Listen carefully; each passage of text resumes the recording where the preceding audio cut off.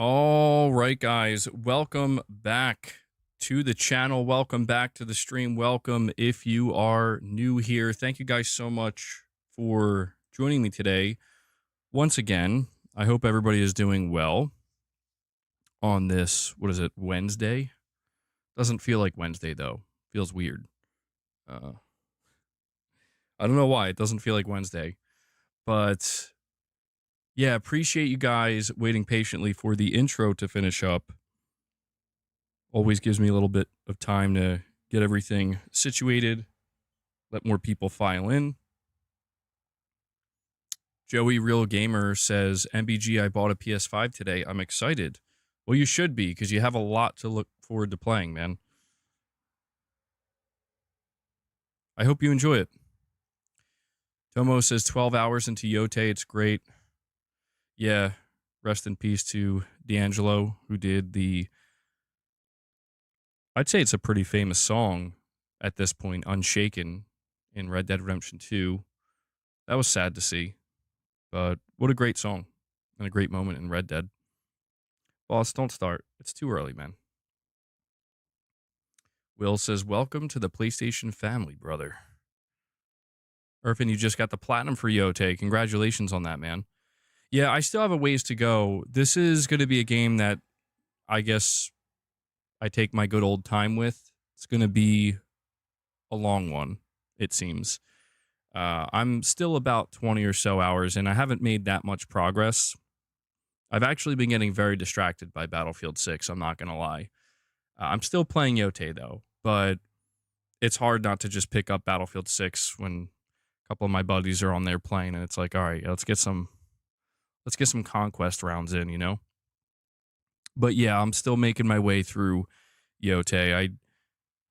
I've still been enjoying everything I played. I've made more progress in the story, not too much, but I'm making my way through it. No, it won't be that, Irfan. No, definitely not. But yeah, we're going to be talking about Ghost of Yotei today, guys. I'll give you a quick rundown of the topics we're going to be discussing. Firstly, we're going to be going over the PlayStation Plus Extra and Premium catalog, because when I made my video earlier, all we had to go off of was a new leak. And I guess Sony was like, we're just going to announce it now. And so they announced it pretty much 2 hours after I put the video out. So we actually have the official confirmation of PS Plus Extra and Premium games for October. And it looks really good. I have to be honest. Looks better than most months, in my opinion. We're also going to be talking a little bit more about next gen once again. I know some people are tired of hearing about this, but we are getting more reports, more information.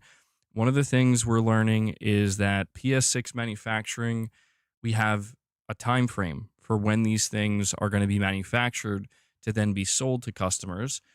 But what I think is even more interesting than that is from a reliable source. Apparently, AMD is not very happy with Microsoft.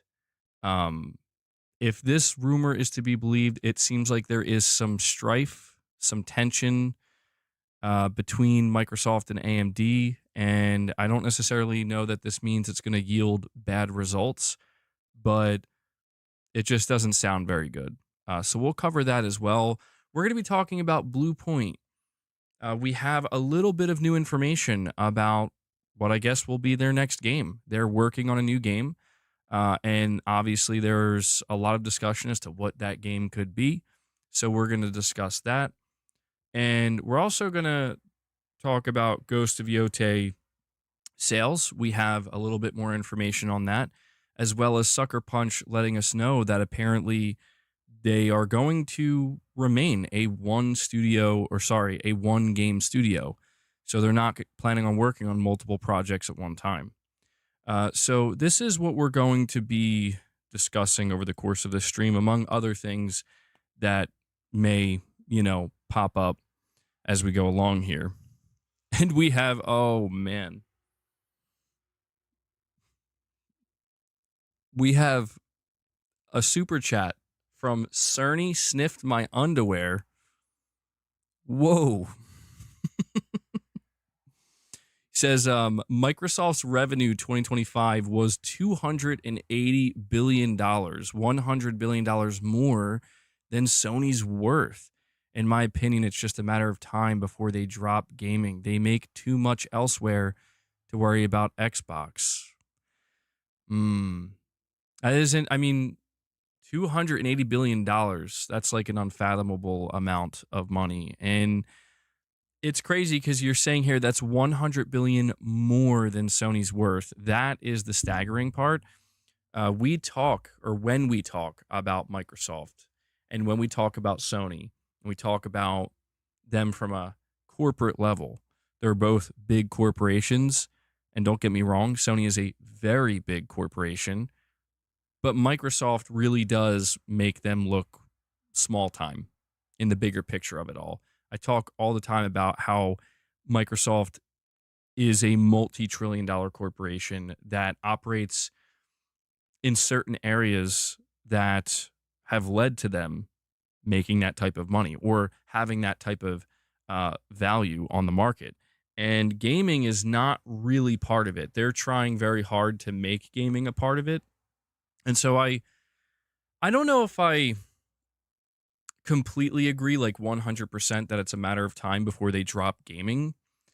I do believe they are invested in gaming for the long run, but I just think that the level of transformation we might see is going to be off-putting. I think it already is off-putting for some people, but what we think about when we hear the word Xbox or the term Xbox, I think is going to change very dramatically in the next 5 to 10 years. And I think there is always the chance they could get out of gaming if they really felt like it's a lost cause and it's not going to help them reach that $4 or $5 trillion mark that they're obviously pushing for.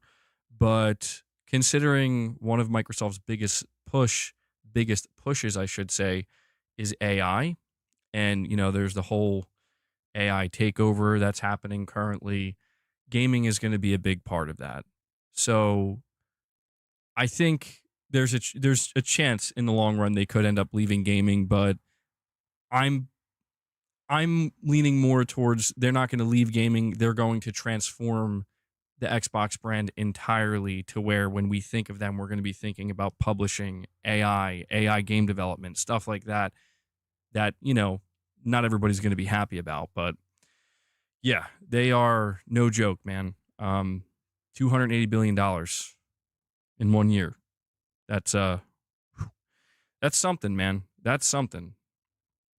It's crazy to see how much money some of these corporations make. It is literally unfathomable. But thank you, Cerny Sniff My Underwear, for the super chat, by the way. He has a dynamic name. Yes, he does. This one is, I guess, appropriate, though, considering some of the rumors we've been getting. Yeah, Radic, we're going to go over that. Before we dive into today's topics, though, guys, I want to, again, thank you for joining me. If you're watching the stream live, I really appreciate that. But I also want to thank everybody who can't catch the streams live, but, take time to watch them later on. I do appreciate the viewership. I want you to take a moment, if you haven't already, and please hit that like button. We are sitting at 30 likes. We could easily, because we have over 140 people here, get to 50 likes. It helps the streams. It lets YouTube know that you're enjoying it, and it will push it out to new viewers. So take a moment and hit that like button. And if you want to support the channel directly, we are completely fan-funded. I can only do these streams and run the channel the way I do because you guys make it a possibility. Consider becoming a channel member. Consider gifting memberships. If we hit 25 members, we'll feed the beast. If we hit 50, we'll do some reps.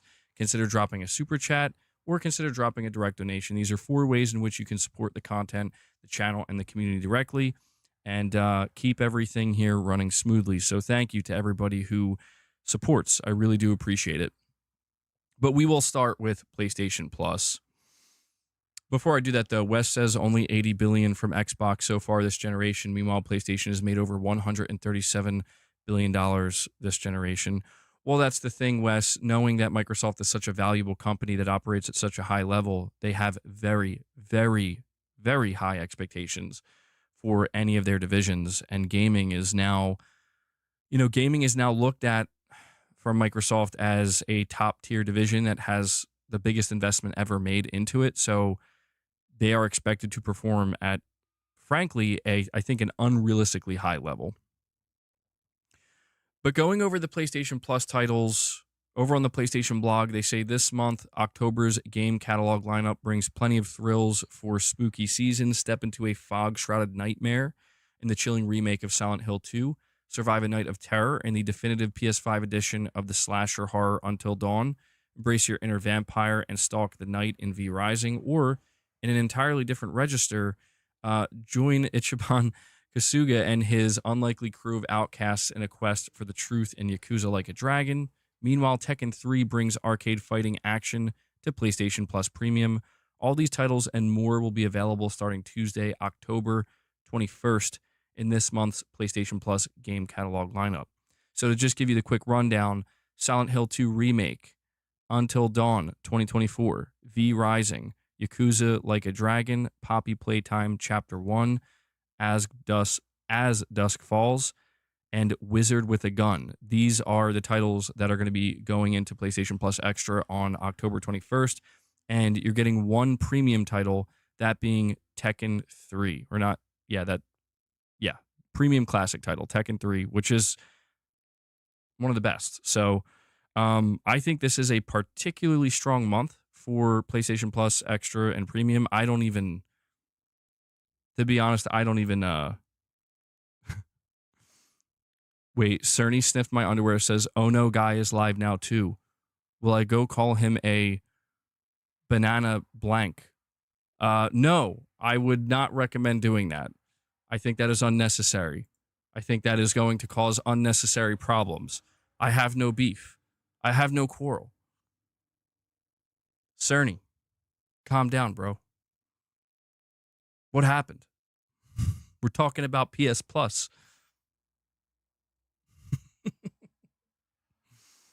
Chill. We're calm here. We're calm, we're cool, we're collected. We're talking about video games today, guys. But I do appreciate the super chat. But yeah, guys, I actually wanted to put a poll up. Hold on. Let me see. PS Plus October 2025 lineup.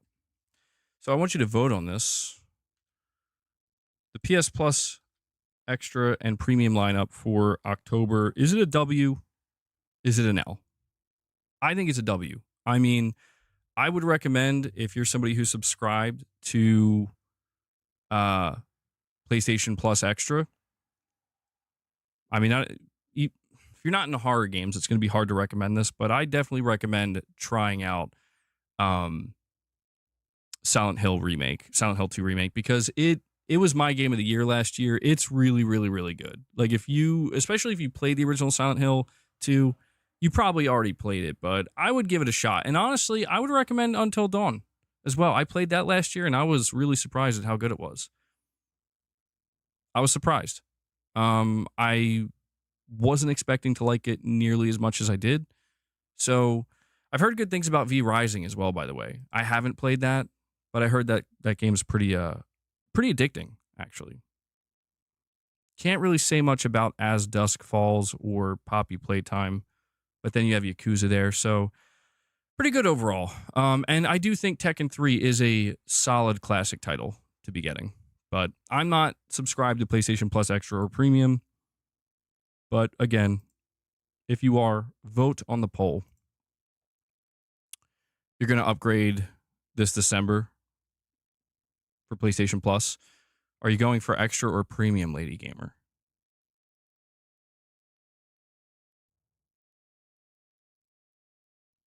Dead Space is better than Silent Hill 2? More fun in your opinion? Astrobot? Dead Space Remake is really good. Yeah, that's one of the best remakes that I think has come out this generation. And I would recommend that as well. It's not part of PlayStation Plus Extra, but, if you're looking for, like, horror titles to play, I think that's a good one. I really enjoyed it. It's a shame, though. Apparently it didn't sell well enough to get, like, a sequel of any kind. V Rising is still in the backlog. You'll get to it, you swear. Yeah, I don't know too much about that game, but from what I've heard, it's pretty addicting, and I think it's a time sink. And if I'm not mistaken, I think that launched as like a timed console exclusive or something when it came out. You're going to downgrade next year, Titus. You got extra for 33% extra on my base sub, but I've got everything. Yeah, I was tempted before to maybe try out PlayStation Plus Extra, but I don't plan on interacting with games that way. Like if I were to subscribe to PlayStation Plus Extra, it would end up being just something that I'm just kind of sinking money into, but not really getting anything out of. It would probably, I would feel obligated to go check the catalog and see what I'm interested in playing, but there's just no denying that I would end up just thinking to myself like, well, if I was interested, like I would only end up clicking on the games that I would know I'm interested in playing. So therefore I would just think maybe I should just buy it, you know, but maybe that'll change over time. I don't know. Maybe eventually I'll upgrade to extra. Dust Golem is putting out tons of Resident Evil info recently. I've been seeing that. Yeah, he's still saying that Leon is in this game and the reveal is coming eventually. And he's not backing down. A lot of people are like calling him out, being like, bro, you're wrong. He's clearly not in the game. It's not happening. And he's like, no, it is. So I guess we will see, man. I still believe. I believe. What's up, Perfect Image? Michael, what's going on, man? What's up, Do-Rag Boy? It does look, yeah. Wearing this hat in particular, I think. Well, actually, no. It's less so than the other one because it's got the gray back. So you tell. Do-Rag Gang. Lady Gamer, you're going for extra. Where is Boss? Well, Luna's next to me here. There's a chair next to me you can't see, but she's laying on it. Boss is on the other side of the room, which is fine. He's looking at me now. I shouldn't have acknowledged him.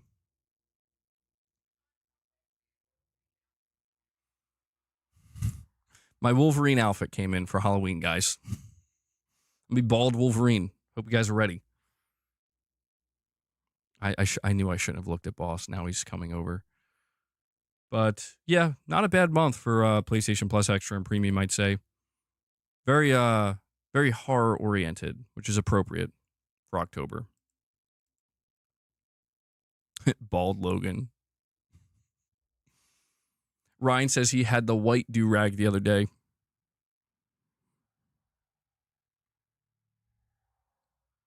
All right. Yeah, Radic, I was going to say that too. I still believe that Leon is going to be revealed to be in Resident Evil 9. And I think the reveal is going to happen at the Game Awards. By this point, it seems like that is the obvious place for a major reveal like that. Surely they're going to reveal it before the end of the year because, well, if they don't reveal it before the end of the year, then, you're going to have like a month and a half to market Leon. So they probably want to end the year by having that big reveal at the biggest gaming event of the year. That makes the most sense to me. They revealed Resident Evil 9 at Jeff Keighley's last show. What was it? Gamescom opening night live, right? Was it that or was it Summer Game Fest? I forget which one. It was Summer Game Fest, okay. But they made a big deal about it, you know? Like, they really made a big deal about it. So I think they're going to do that again.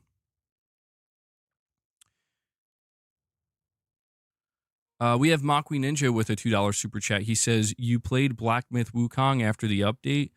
You're saying it's mind-blowing on the PS5 Pro? I haven't played it after the update, no.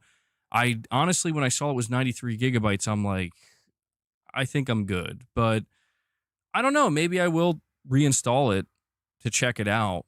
Because I do remember from what I played on the PS5 Pro, or at the time, I think it was just the base PS5. It was good, you know, but I could tell, like, it could be better. There's something not quite right here. The performance wasn't great. Um, but yeah, you're saying it's really good on the PS5 Pro. I was shocked when I saw how big that update was, like 93 gigabytes. Dude, that's you know, you're basically reinstalling the entire game. Uh, I do wonder if Digital Foundry is going to do like an analysis on it. No, boss. Come on, boss. It's too early for this. It's too early in the stream. They completely overhauled it. That makes sense. I mean, yeah, with an update that large, that would be my assumption. That it's basically going to be like a completely new game. And I can't remember if Black Myth Wukong took advantage of the PS5 Pro. I don't know if it got a PS5 Pro upgrade. I think it just ran slightly better on the Pro, but it didn't actually get patched. Maybe I'm wrong about that. They basically remastered it. Yeah.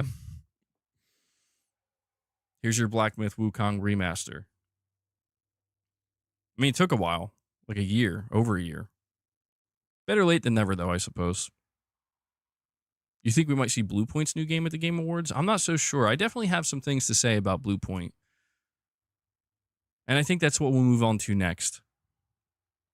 So, guys, make sure you're hitting that like button if you're enjoying the stream so far. Let's talk about Bluepoint. So, in the last stream we did, we talked about what every PlayStation studio is working on. And we did talk about Bluepoint games, and, you know, there wasn't too much to say because, well, we haven't heard anything from Bluepoint games. But we're going to go over this report here. Give me a second to bring it up. I lost it. Where did it go? Oh, here we go. So it says earlier this year, it was reported that Bluepoint Games, their God of War multiplayer game, was canceled. This begged the question, what is the developer working on next? The answer to that question has become clear, or clearer, thanks to new information revealed by the developer itself. In a recent Bluepoint Games job listing, which was spotted by Tech4Gamers, for senior combat designer, one specific line in the minimum qualification section stands out among the rest. It asked the applicant if the applicants have a solid understanding of combat systems and mechanics for third-person melee action experiences. In another job listing for a senior level designer, one of the responsibilities says, quote, script and tune key aspects of the content, including events, interactions, encounters, puzzles, and collision, end quote. Both descriptions are pretty vague, but they offer a glimpse of what Bluepoint Games is currently working on. PS5 fans can expect the developer's next game to obviously be a third-person melee action game. But whether it's based on an already established PlayStation franchise or is a wholly new title entirely is still not known. Bluepoint Games is known for its remasters and remakes. As we already mentioned, the developer was working on a game based on God of War before it got abruptly canceled. The last game the studio released was the PS5 launch title Demon's Souls, a remake of the 2009 From Software action RPG that originally released for the PS3.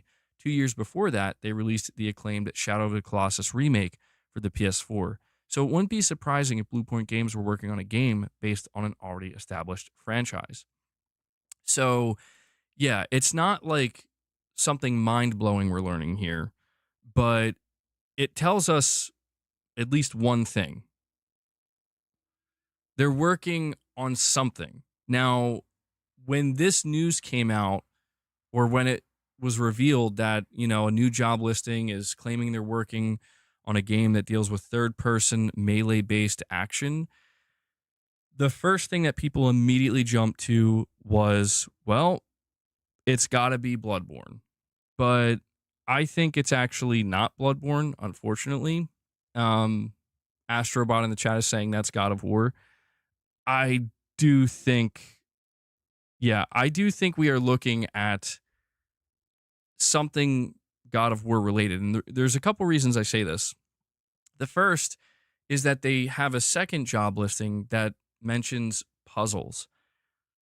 Bloodborne does not have puzzles. The God of War games do.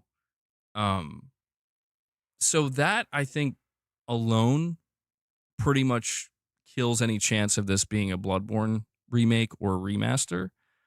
Um, but another reason I think it's God of War is because, well, I have to remind people, and we did discuss this in the last stream, but it's worth reiterating here once again that after Bluepoint finished working on Demon Souls Remake and released it, they were tasked with being a support studio for Santa Monica to help finish God of War Ragnarok.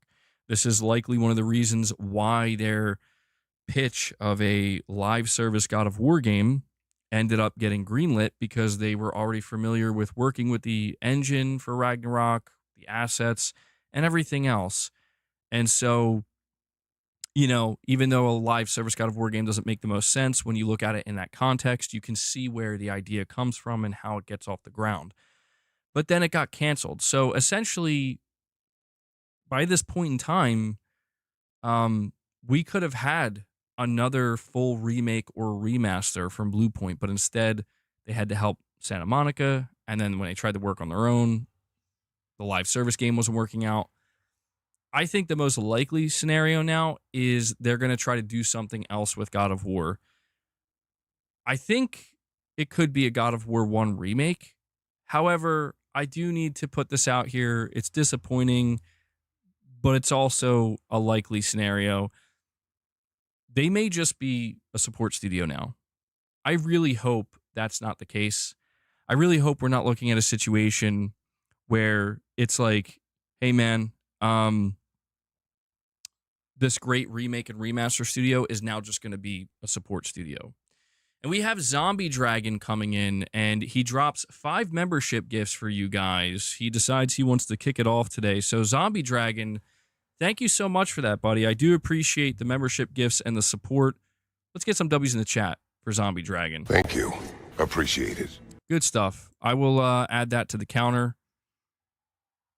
Always appreciate the support you guys show with member gifts. Let me throw that on here. Yeah, and again, we'll see if we can keep it going. If we can hit 25, we'll feed boss some treats. You know how we do it. And if you receive a membership gift, go when you're done here. If you want more content, check out some of the members exclusive content. But I really hope that Bluepoint Games has not been relegated to being a support studio now, because if that's what they're doing, I don't know, man.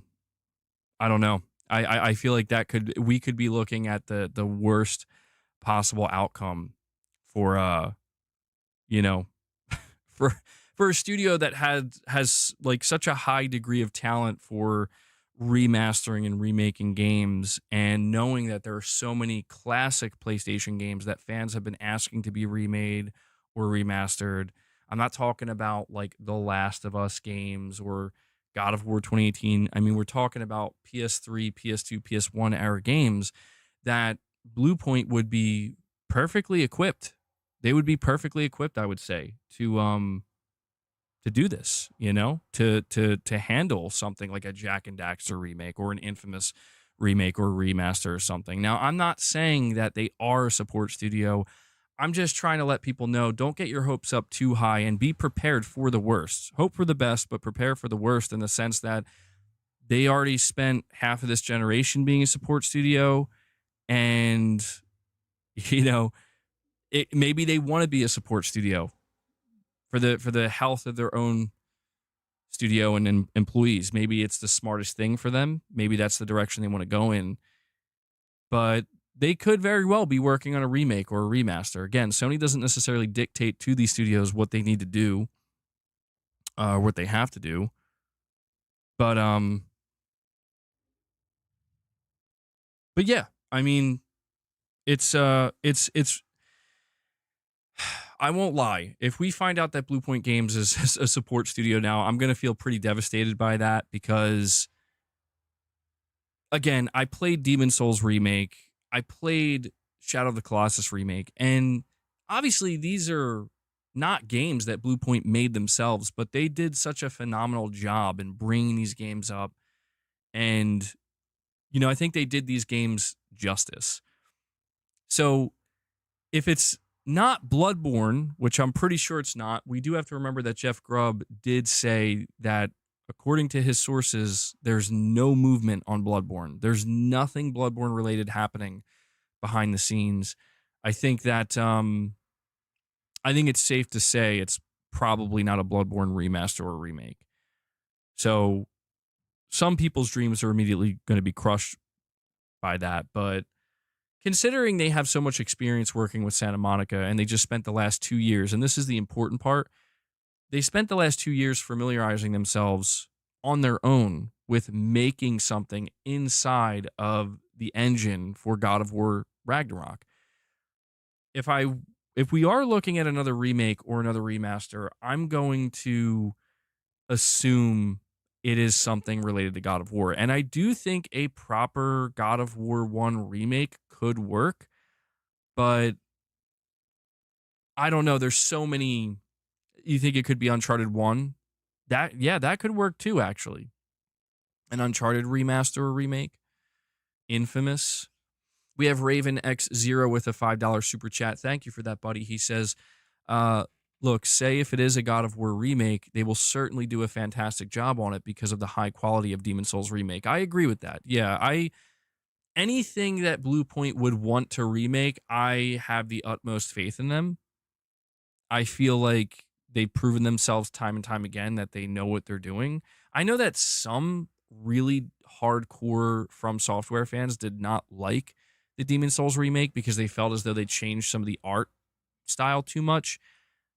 I disagree with that. I feel like if you want the original Demon Souls with zero tweaks whatsoever, you can just play the original Demon Souls. I think the tweaks and the changes that they made, while I can understand why some people are disappointed in them, I thought that they were pretty good.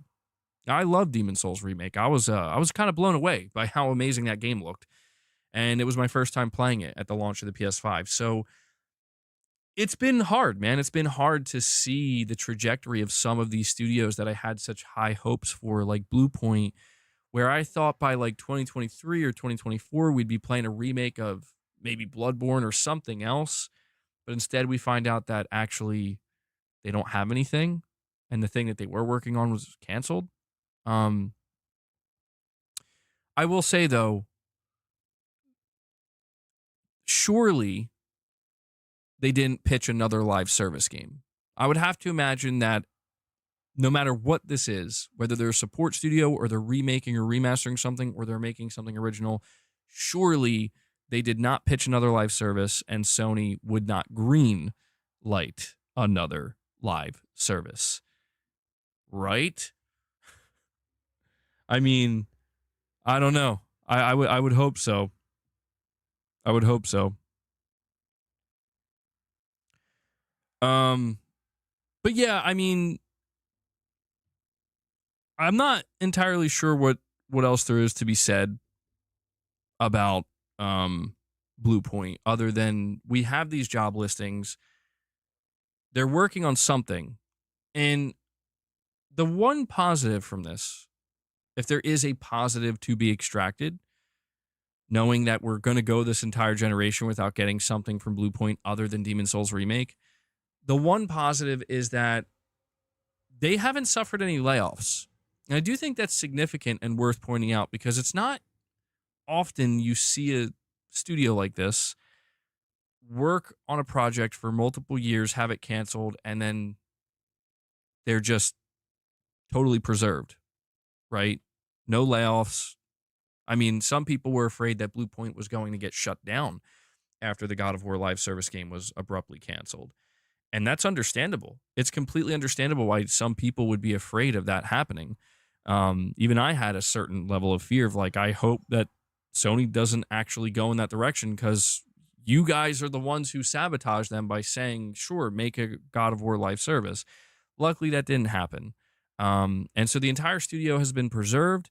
And, you know, I'm going to, like I said, I'm going to hope for the best. You think we need a Last of Us Part 1 remake, remaster? That's exactly what they're working on. That's exactly what they're working on. Yeah. Music Maker Man says, sending best wishes to Lady Gamer. Well, that's kind of you, music maker man. Did Bluepoint get the green light from Sony? Well, that's the one thing we're gonna have to wait to find out. Um, when we talk about Ben Studio, because Ben Studio also had their game canceled, we found out through their job listings that they are making a new game. Like they're making a new game that will have some kind of multiplayer aspect. Um, wasn't confirmed if it was live service, but this is a little bit different where because of the nature, like could Ben Studio be working as a support studio? I guess, but that's extremely unlikely. I think you would see a lot of people leaving that studio. You would hear reports, I think. Bluepoint, again, they were working as a support studio for multiple years without people knowing. So it's worth noting that when you look at Sony's annual earnings and or not their earnings, but when they do their corporate report and they list all the studios, they have, if I'm not mistaken, the last time we saw that, they had Bluepoint listed as a support studio. So again, I'm trying real hard not to be too down on it or too negative, but I think it would be foolish of me to tell any of you guys to be excited about what Bluepoint's doing next. It would be foolish of me to give anybody hope because like I already saw a ton of people running with this thinking, "Oh my god, it's Bloodborne, it's happening." And it's like, "Guys, look, I'm not saying it couldn't be something great. I hope it's something great, but it's definitely not Bloodborne and it might not even be a remake or a remaster. They might be for all we know, Bluepoint is now working with Corey Barlog's team to help support on that game and finish it. That could be exactly what they're doing right now. They could be working with Naughty Dog to support their game. And this wouldn't be shocking because they would need something to do right away to justify the existence of their studio with no layoffs whatsoever. But yeah, I'm still going to hold out hope. But I'll be sure to update you guys. I'm sure we'll get more job listings. I'm sure as time goes on, we're going to get more clarity. We're going to get more clarity on what they're doing, whether or not they're actually making a game or if they're a support studio, and I will obviously relay that to you. MBG BAFTA just did an interview with Neil Druckmann. It's interesting. He can't help but quote Bioshock. Interesting. I feel like Neil Druckmann's been doing a lot of interviews, man, and I'm not gonna lie, like I don't mind, but I feel as though it's like, oh, okay, like that's great, but like, can we see your game? Well, to be fair, to Neil's credit, he comes off like he's ready to show the game. He wants to show it, but he's kind of made it clear that Sony won't let him. It seems like Neil's only allowed to do interviews, and even when he talks about the game, Sony's PR is like breathing down his neck. So I guess I'm just saying I hope all these interviews are a signal that we're going to be hearing more from Naughty Dog soon. Maybe we could get something at the Game Awards.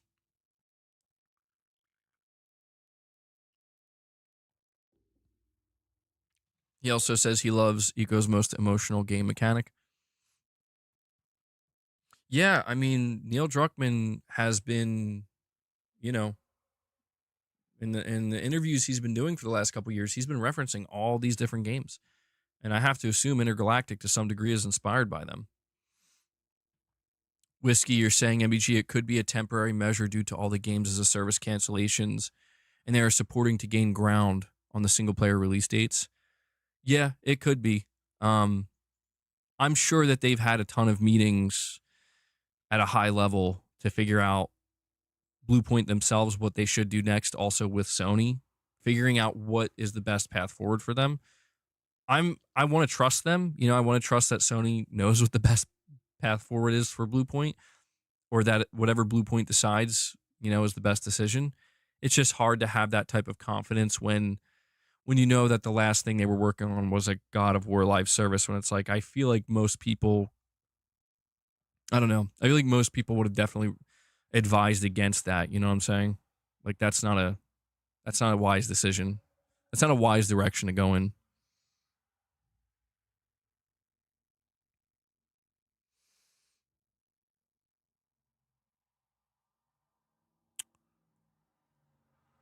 Okay. Let's see here.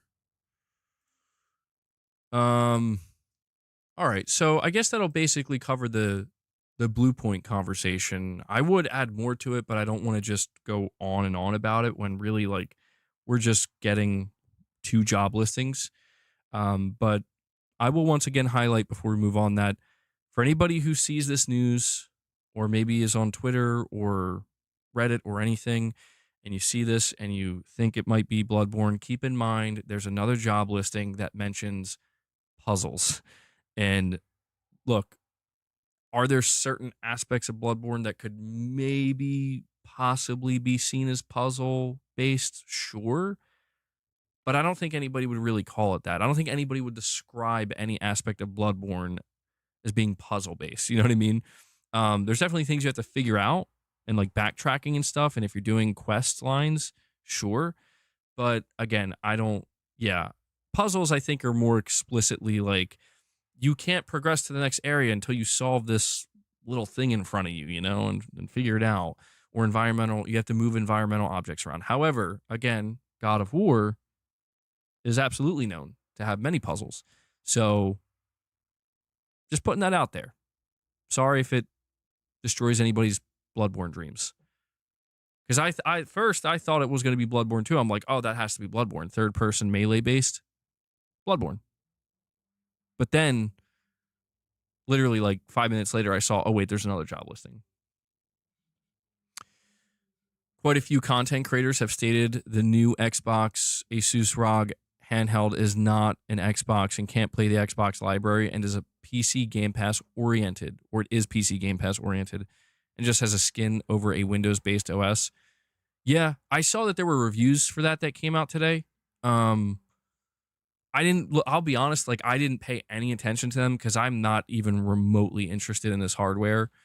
But from what I understand, it seems like it's a PC handheld that's really trying to promote the Xbox brand, but it's not it's like most people are like, yeah, this is basically PC though, you know, this PC, it's like a premium PC handheld. Um, but yeah, it's very expensive. I think it's like what $1,000 or something or $900. It's crazy.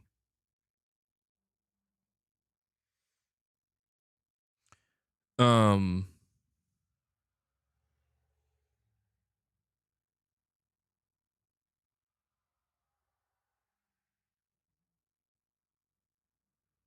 Verko, you got the ROG? You have to let us know how it is, man. Assassin's Creed franchise boss departs Ubisoft as brand becomes operated by Tencent funded subsidiary. Maybe Ubisoft is finally starting to turn things around. I saw that being reported on. Yeah, I guess we'll see, man. Everything, I'll be honest, man, everything that's happened with these major publishers over the last 5 years has been strange. You know, there's a lot of movement, a lot of things happening. But guys, we will move on to the next topic here, which is going to be once again talking about the next gen consoles. We have two reports to go over. The first talks about an insider, a reliable insider, definitively stating that the PlayStation 6 is going in production early 2027. That's the first thing.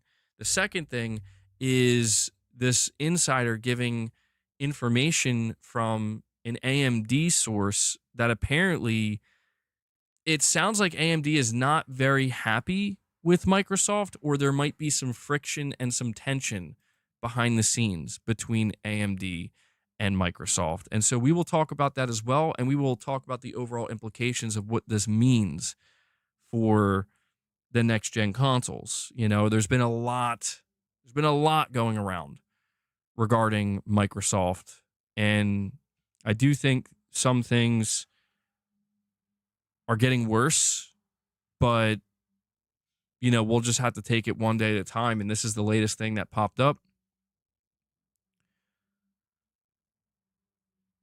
All right, let me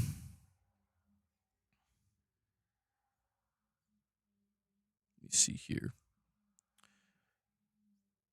All right, so we're going to start here with the PS6 manufacturing report This comes from Push Square. They say Sony will begin manufacturing the PlayStation 6 in early 2027 ahead of a launch later in the year. That's according to hardware leaker Moore's Law is Dead, who claims to have seen documents confirming exactly when the console will hit the production line. While the YouTuber did not publicly post these papers, for obvious reasons, he would immediately get in trouble. He has accurately leaked information about past PlayStation hardware plans, including most recently the PS5 Pro. It's worth noting because, look, I try not to be like a defender of these insiders because I shouldn't need to defend them, but people are a little bit unfair. Like, for example, Moore's Law is Dead literally got sued by Sony for leaking the PS5 Pro, specifically the documentation for the PS5 Pro. And he got in a lot of trouble for that. I don't know. Like, I understand if you just don't like somebody, but I don't understand why people make it seem like for example, information like this, why it would just seem like it's made up. It's like, bro, we're not talking about a random user on Twitter who said my dad works at Sony. We're talking about a person who leaked the entirety of the PS5 Pro, the entire sheet, the entire documentation, to the point where Sony went after him. Like, dude clearly has some legit sources within AMD. So I'm just putting that out here because this is why I'm choosing to cover it, because I believe it. It seems like this is very accurate information we're getting. It's also worth noting that Moore's Law is Dead is the person who leaked the specifications for the APU for the PlayStation 6 home console, the PlayStation 6 handheld, as well as the Xbox Magnus device. It says here, fellow hardware leaker Kepler L2 recently reported that Sony's plan is to release the PS6 in 2027, so it would need to go into manufacturing several months before launch in order to ensure ample supply. This is the quote from Moore's Law is Dead's recent podcast. Quote, I literally have documents showing they are manufacturing these things in the middle or even early 2027. That's exactly when they will manufacture the PS6. They've been planning this as early as 2 years ago, end quote. The article continues saying, while this all remains rumor for now and is of course subject to change, which is important to understand, it does seem increasingly certain now that Sony is aiming for a 2027 launch for its next-gen console. That is consistent with the PS4 generation, of course, which launched in 2013 and then was replaced by the PS5 in 2020.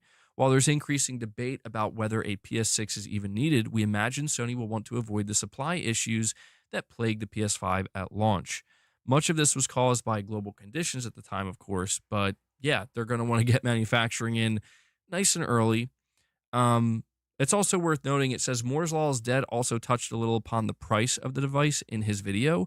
And while a lot of conversation is mostly based on his own personal educated opinion, he hypothesized that considering the hardware choices the company is making, including a smaller size and decreased cooling requirements, it will be able to keep the cost of the console down. So, yeah, I don't think there's too much to say here about this specific report. I don't want to go on and on about the PlayStation 6 simply because we've talked so much about it. And we will continue to talk about it, of course. But this is, in my opinion, an important update to go over where we heard from Kepler L2 a couple of days ago that the PS6 launching in 2027 is not just on the table, it is the plan. Like, that is the plan. That is the play. But secondly, we now have a follow-up from Moore's Law is Dead who's saying, yes, for those who are still unsure, I have literal documentation from AMD that says, like, the plan is early to mid 2027 for manufacturing. Now, if they're going to be manufacturing in early to mid 2027, that pretty much confirms a holiday 2027 launch. You just heard a motorcycle? Yeah, my window's open. So,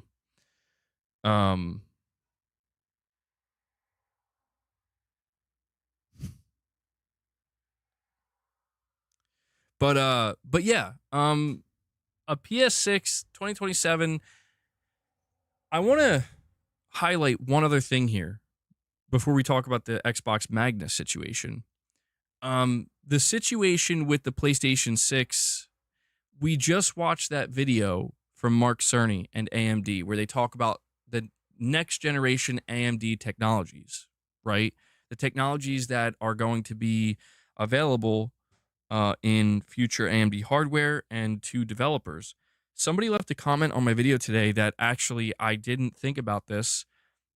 They pointed out that I may be misunderstanding when Mark Cerny says, I'm excited to implement these technologies into our next console in a few years' time, that we may collectively be misunderstanding what he's saying there. He's probably not saying the PS6 is going to be out in a few years' time and is going to launch with these technologies. I think what he's saying is that the PS6 is going to come out and some of this technology might be there, but some of it might be implemented through like updates. For example, the big PSSR update that's coming next year. Um, this is going to be the first time we're seeing a significant update to a console after it's already on the market. It's not fully locked in now. This is seemingly technology that can be kind of added into like basically as software, adding software to the hardware to enhance the overall experience. Uh, I don't know how. I don't think that's going to be true for the Radiance cores because the Radiance cores make it sound like. They said it's going to be like a dedicated hardware block, so that will probably ship with the PlayStation 6. But when they talk about machine learning and the AI upscaling and possibly the data compression, I'm not entirely sure about that. I just, it kind of changed my perspective on it where when he says a few years' time, he may literally be trying to say that some of this tech might not be there day one at the launch of the PlayStation 6. It may be like a year later, which is very fascinating because you have to ask yourself like what this means for PlayStation hardware, where it's like, so Sony's going to be able to kind of like make major announcements where the PlayStation 6 just got more efficient, just got stronger, just got better, just got more performative. That's pretty significant. That's why I'm curious to see like how they roll out the announcement of this big PlayStation 5 Pro PSSR update next year, where it seems to me like they're going to come in and be like, guys, we got a major update to the PS5 Pro. And they're going to market it. I could be wrong. Maybe it'll be something really low key, really subtle, but I didn't think about that. Like, I was just so fixated on when he said in a few years' time, this new technology into a console. And I think most other people just read that as, so he's basically letting us know when the PS6 is coming out. Not necessarily. But yeah, man, we are at a point now. We are at a point where I think it is clear, based off of this report and the myriad of reports we've gotten, that Sony is aiming, like I said, they're aiming to put out a next generation machine, holiday 2027. It will be more affordable than the next Xbox device. It's not going to be a $700 or $800 console. I think the absolute maximum price point for the PS6 is going to be $600. And I think if Sony can push it, if they're willing to push the envelope, they might even say, screw it, we got to ship it at $500. I know that sounds crazy, but I'm telling you, I don't think Sony is going to be okay with the idea of losing possibly millions of customers because they're just not going to be able to afford it. Because there is a price threshold where it's like $500, okay, that sounds great. $600, okay, that's a lot, but still, I think I can swing that. $700, I'm gonna wait. I'm good. $800, it's over. So they're trying to put out a mass market device. But yeah, man, the whole idea of them sticking to 2027, that is, I think for a lot of people, that's going to be very surprising. Now, the final thing I'll say before we talk about the Xbox situation is, keep in mind, like, plans can change. This is Sony's plan internally. This is what what they're in agreement with AMD, where they're going to start manufacturing early 2027. Something crazy could happen between now and then that derails the whole thing. It's unlikely. It's highly unlikely, considering how close we are at this point, but it is possible. So just keep that in mind, and I will obviously keep you guys updated. MBG, don't be shy about it. I'd buy a PS6 even if it was priced at $900. Dude, $900, I'm going to be very distraught. Like, I would have to force myself to buy it, maybe. Because it's like, well, I got to cover it on the channel, man. Got to cover this $900 PS6 on the channel. Like, but it would be like, I don't know, $900. Oof. I mean, to be fair, though, I did buy a PS5 Pro, and when I bought it, it was like, what, it was $700. What is it, $750 now? I bought it for $700.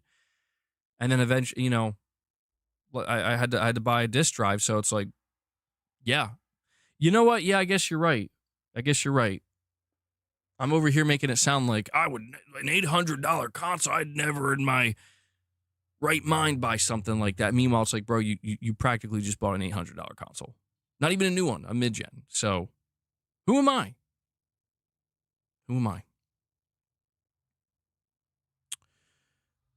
All right. I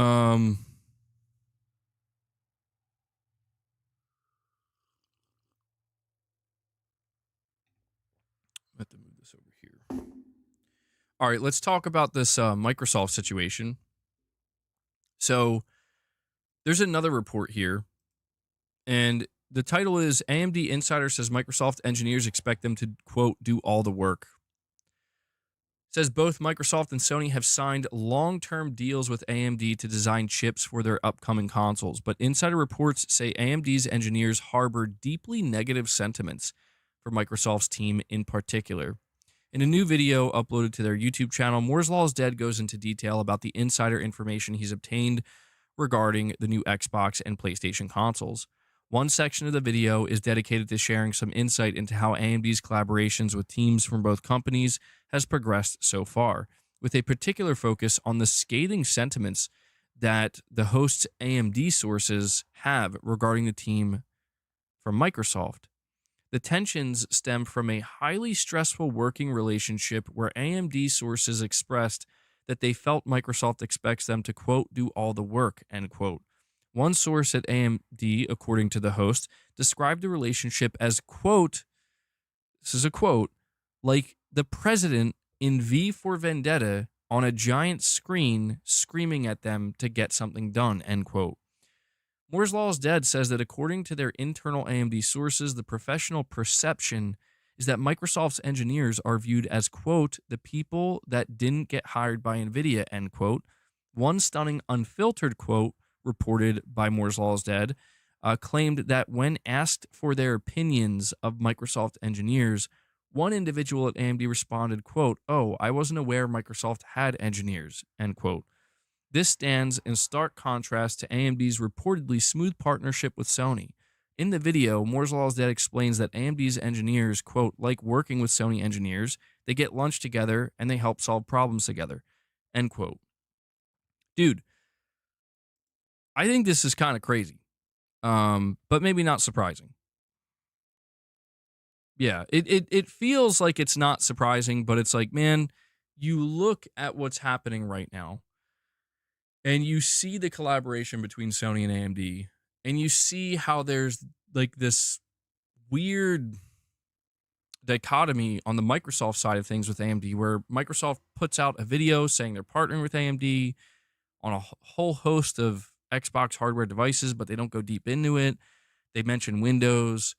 They mention different storefronts. But then we hear these rumors that they're maybe canceling their console or whatever, but actually, no, they're not. They're just making more of a hybrid PC console. And it's just like, dude, if these sources are legitimate, which I'm assuming the sources he's talking to are the same ones that are giving them, giving Moore's Law is Dead the APU spec leaks. That's weird, man. Like, it's just weird to think that AMD, or at least the engineers inside of AMD, um, they're kind of looking at Microsoft like, bro, I don't know. Apparently, Microsoft is expecting them to do all the work. But really interesting about this, what's really interesting about this, in my opinion, is the fact that um, the work that Mark Cerny is doing with AMD engineers, Sony engineers, and AMD engineers, the work that they're doing, Microsoft will benefit from. Um, Anything that Sony announces for their console that they're going to use, Microsoft will be able to use in any of their devices as well. Because one of the things Mark Cerny made clear is that, and or at least AMD made clear, is that this tech that they're building is for everybody. They're not making it exclusive to any one device or any one company, or there's no proprietary. It's just anybody can use it, which is smart. I think that's how it should be. I think that's how it's going to need to be. Um, but like, yeah, this is I don't know, man. I feel like I feel like it's just really bad. Like if this is true, if the quotes that we're hearing from Moore's Law is Dead from his sources at AMD are true, where they're saying like they just expect us to do all the work. They're describing Microsoft like a president from V from Vendetta on a giant screen screaming at them to get it done. Um, basically saying Microsoft has engineers. I didn't know. Talking about how like the engineers at Sony and AMD are getting along so well. They're like getting lunch together and solving problems together. It's just this is I mean, it's weird, but again, I think the reason it's not surprising is because if you look at what we've been hearing from Xbox about Xbox over the last, God, I don't know, 2 weeks now at this point, 3 weeks potentially, it's just been one thing after another, and this to me is something that went way under the radar. And I guess there's not too much to extract from it, right? Where it's like, I mean, it's like, bro, how bad are things that even the engineers that are supposed to be making your console APU are like, these guys suck. Like, I mean, you know what I'm saying? Like, how bad does it have to be? Fred, you're saying, MBG, what are the chances that the leaked specs for the Xbox APU are not even for a console, but for new blades for Game Pass servers to run the games off of? I didn't think of that, Fred. Yeah, I didn't think of that. Actually, damn. Yeah, that seems. I think you might be on to something. Fred, I think you might be on to something there. I didn't even think about that. That actually makes more sense than anything else. I think they will still make a device, like a hardware device you can buy, like a hybrid device, but that would explain why they're still committed to it, even though every sign we are being given is that they don't want to be involved in hardware. I mean, if they're going to do a major cloud push, they're going to need those server blades, right? And Whiskey Gaming with a $10 super chat. Thank you for that, Whiskey. He says the difference between a company that made it big by making games and is interested in making money, but also moving the industry forward versus the one that came onto the scene already rich and entitled. Yeah, I mean, Microsoft, they were well established when they decided to enter the gaming industry, and they seemingly wanted to do it because they just thought it was a ripe market, I guess you could say, where it's like, hey, Nintendo isn't really doing much against Sony right now. Sega is seemingly on their way out. Now's our chance. But I mean, yeah, look, I'm not trying to blow smoke for Sony here, but I feel like Sony, at least people that work as Sony engineers, people like Mark Cerny, people who are involved at a very like deep and intricate level in some of these areas at PlayStation, they get it. Like they get it and they understand. And that comes through. That shines through. Now, there are obviously high-level executives at Sony that also don't get it, just like Microsoft, and they're just trying to run a business, of course, but it just seems to me that the proof is in the pudding in the sense that over the years, Sony has proven that to a certain degree, they get something crucial. There's a crucial understanding, a fundamental understanding that they have that, again, comes from the people working there, whether that be the developers, the people producing the developers that are willing to listen, just the producers in general at PlayStation, people potentially even like Herman Hulst, as much as we clown on him sometimes. People even like Hideaki Nishino, who've been there since 2002, I believe, who, they've seen the rise of PlayStation, the fall of PlayStation, and the rise again. Like it's people like this that I think have some kind of understanding of like, how do you make it in this industry, let alone how do you make it for 30 years in this industry, let alone how do you make it while still moving up and finding a way to push forward, you know? These are not easy things. Like, again, I'm not trying to blow smoke here, but these are not easy things. Nintendo has proven it's not easy. Sony's proven it's not easy. And anybody who's fallen along the way is proof of how difficult it can be. And what's happening with Microsoft is quite the spectacle at the moment, because this is a corporation that, like I said, is worth trillions.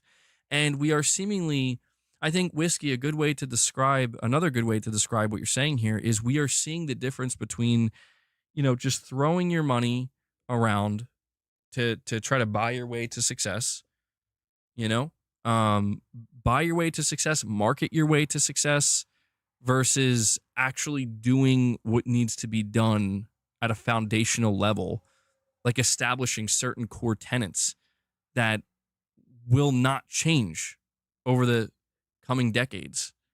Just these base principle level stuff. That's like, once you get this right, as long as you don't stray too far from it, you can always come back to it.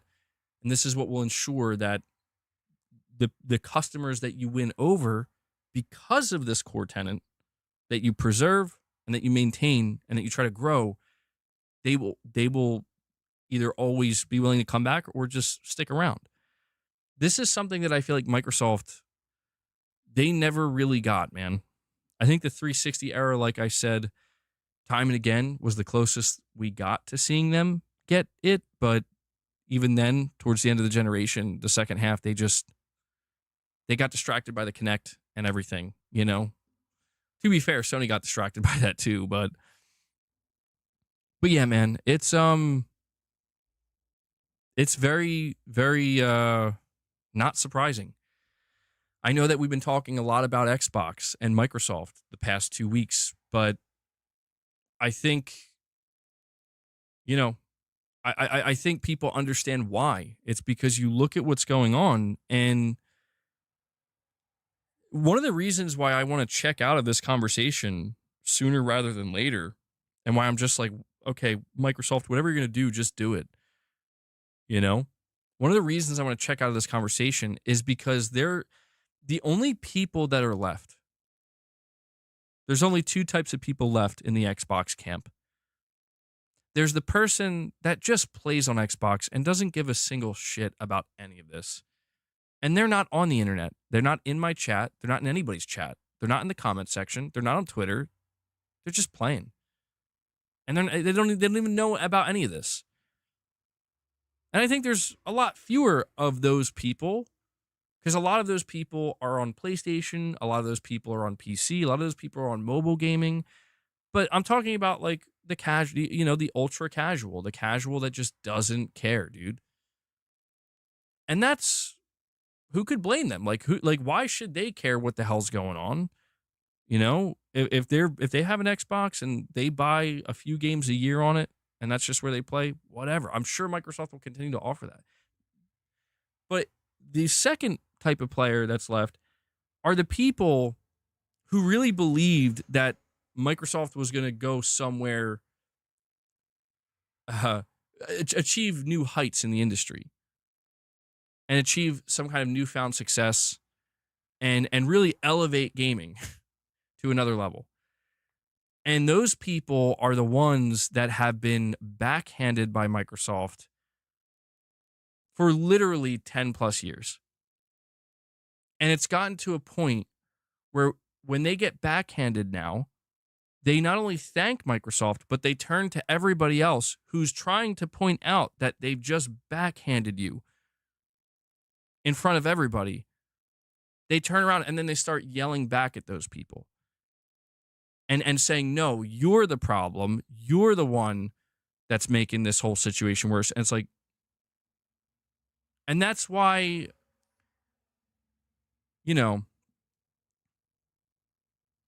You're saying buy your way to success. I feel like you are misinforming everyone here. Well, Marius, there are a few things. There are a few things that Microsoft has done good, like right in this industry from the time they entered it. However, the things that they haven't done correctly, the things that they've made worse, the things that they've, said they were going to make better but didn't, or just flat out lied about, you know, is there a layer of misinformation? Possibly. But that's the nature of a corporation that is failing to control the message. And instead, you have, on one hand, reliable insiders saying, here's what's going on. On the other hand, you have singular quotes from one place, from one website saying, here's what Microsoft said. But here's the important part, Marius. And this is the part that, to me, it basically it just sums it up, and it's where we are, and it's probably where we're going to remain for quite some time. It's that the simple fact of the matter is people have lost trust in Microsoft. This isn't about Xbox fans. This isn't about Xbox fanboys. This isn't about Xbox content creators, Xbox pundits, Xbox websites, Xbox journalists. This isn't about any of that. Really, what this is about is people are now realizing I can't trust Microsoft and what they tell me about gaming and their Xbox brand. Because in the last year and a half, so much of that trust has been broken through, well, let's face it, Microsoft having to admit, having to show publicly that we are a corporation that is trying to make money and profit. Oops. It's like, yes, like that is what you are. And that's fine. That's totally fine. Like you don't have to be anything more than that. The problem comes into play when you've spent like most of this generation trying to convince people that you're more than that, you're better than that, just to be reduced down to the same thing that every other company is criticized for, which is, oh, that's right, you're a profit-driven entity that's beholden to the shareholders. So yeah, it's about, I think, just threading that needle of not because like when we talk about corporations lying, it's like they lie all the time, but it's because they're updating their stances and their statements on a quarterly basis, because the statements are actually not geared towards me or geared towards you. They're mostly geared towards the shareholders. But we are a part of that. It's kind of divvied up, I guess you could say.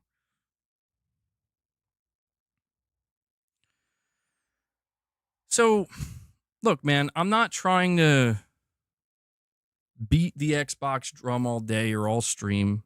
I'm getting tired of it. I'm seeing reports about Halo and what's going wrong there, and I'm just like, dude, I've been covering Microsoft for years now, and literally, this is the most important thing I could probably convey. As somebody who's been covering Microsoft for the last decade, literally the last decade, when I tell you nothing has changed, I hope you understand the weight behind that. Nothing has changed at all. Sure, I could make arguments about how things have gotten worse, but at the end of the day, where Microsoft was in gaming back in 2015, 2016, and where they are now in 2025, in fact, I could say the only thing that's changed is it looks more grim than ever. Not because they're going to exit gaming, not because they're done producing games, not because they're going to shut down every studio and lay everybody off and close the whole division down. It's looking more grim than ever because it's obvious that whatever they choose to do in gaming going forward, everything that Whiskey Gaming just described about the things that Sony tries to push for, and in a lot of cases Nintendo as well, that's not a thing at Microsoft. And I think Luna, you can't go back there. You can't go back there. Okay. Luna's coming over here to be like, hey, oh man, okay, I'm gonna have to keep an eye on her.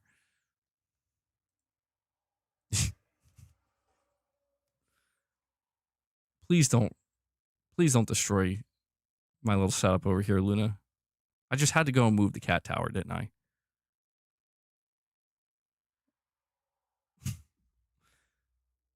All right. Let me see. Hold on. I'm trying. And like, yeah, I like Marius. Just to kind of touch on a couple of things you were saying here. There's this massive misconception with me, and it gets tiring because I always have to. I feel like I have to defend myself because people are. I think they're completely misunderstanding me, or they're purposely trying not to understand me. I don't think there's anything wrong with if you want to support Xbox. Like, there's not like, dude, you want to buy the ROG Ally X, you're hyped for the next hardware that Microsoft has. You're excited for any games they have. You love Game Pass. There's nothing wrong with any of these things. Everybody's free to go enjoy what they want to enjoy wherever they want. Spend their money how they wish. Spend their time how they wish. Like, who am I? Again, who would I be to say what you should or shouldn't do in this case? My whole thing is just, again, making sure that the conversation is on the even playing field that it clearly should be on at this point. And I know it's like comparison. Comparison is a thief of joy. And I'm not trying to compare for the sake of it. I'm comparing because it's like, well, you see everything that's coming out. You see the reports. You hear, not even just, not talking about hearing, not talking about reading. You just see the results. The results should speak for themselves. Okay, I don't know what's going on with these cats. Henry 3K, a member for 30 months. Thank you for that long-time support, Henry. Saying Microsoft is a cancer to the games industry. Xbox should have been sold off to another company. I mean, it's harsh, but I mean, there are absolutely people who would agree with that. I try not to be as harsh. I really I really try. Like, I try to see the other side of the coin here, man. Where it's like, it is what it is, Like, I'm not going to say everything Xbox does has been, I mean, like, literally every single thing is all horrible. But, I think people don't understand. Some people. I think some people don't understand, like, dude, Microsoft is going to leverage their gaming division to help them go from a $3.8 trillion company to a $4.8 trillion company. I don't think you understand what that looks like. That does not. They're going to be very cutthroat, man.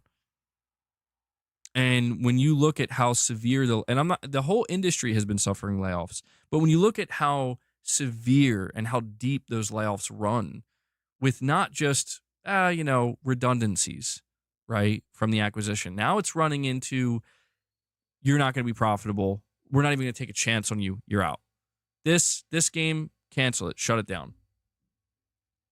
Hold on one sec.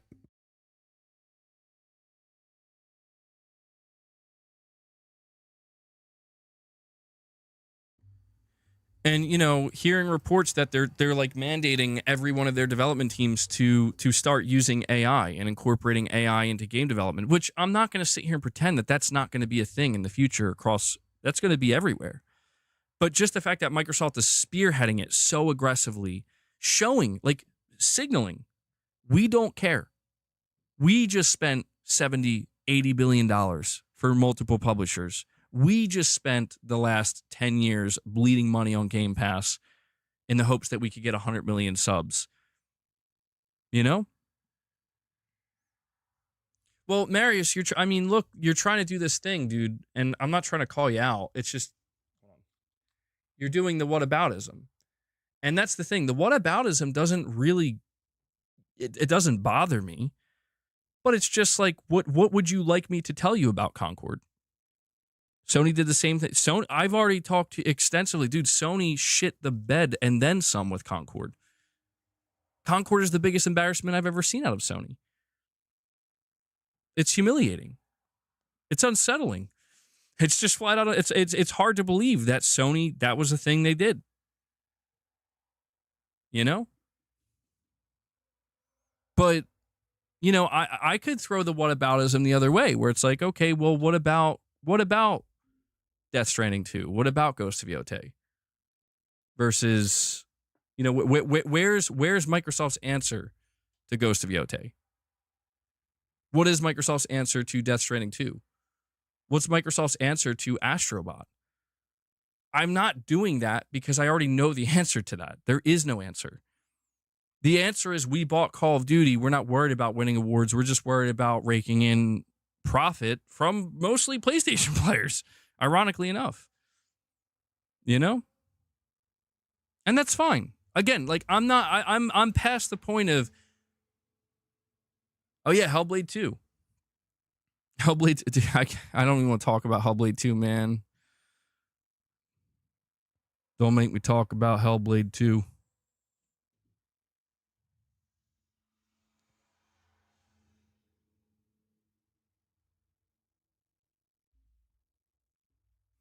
Oh,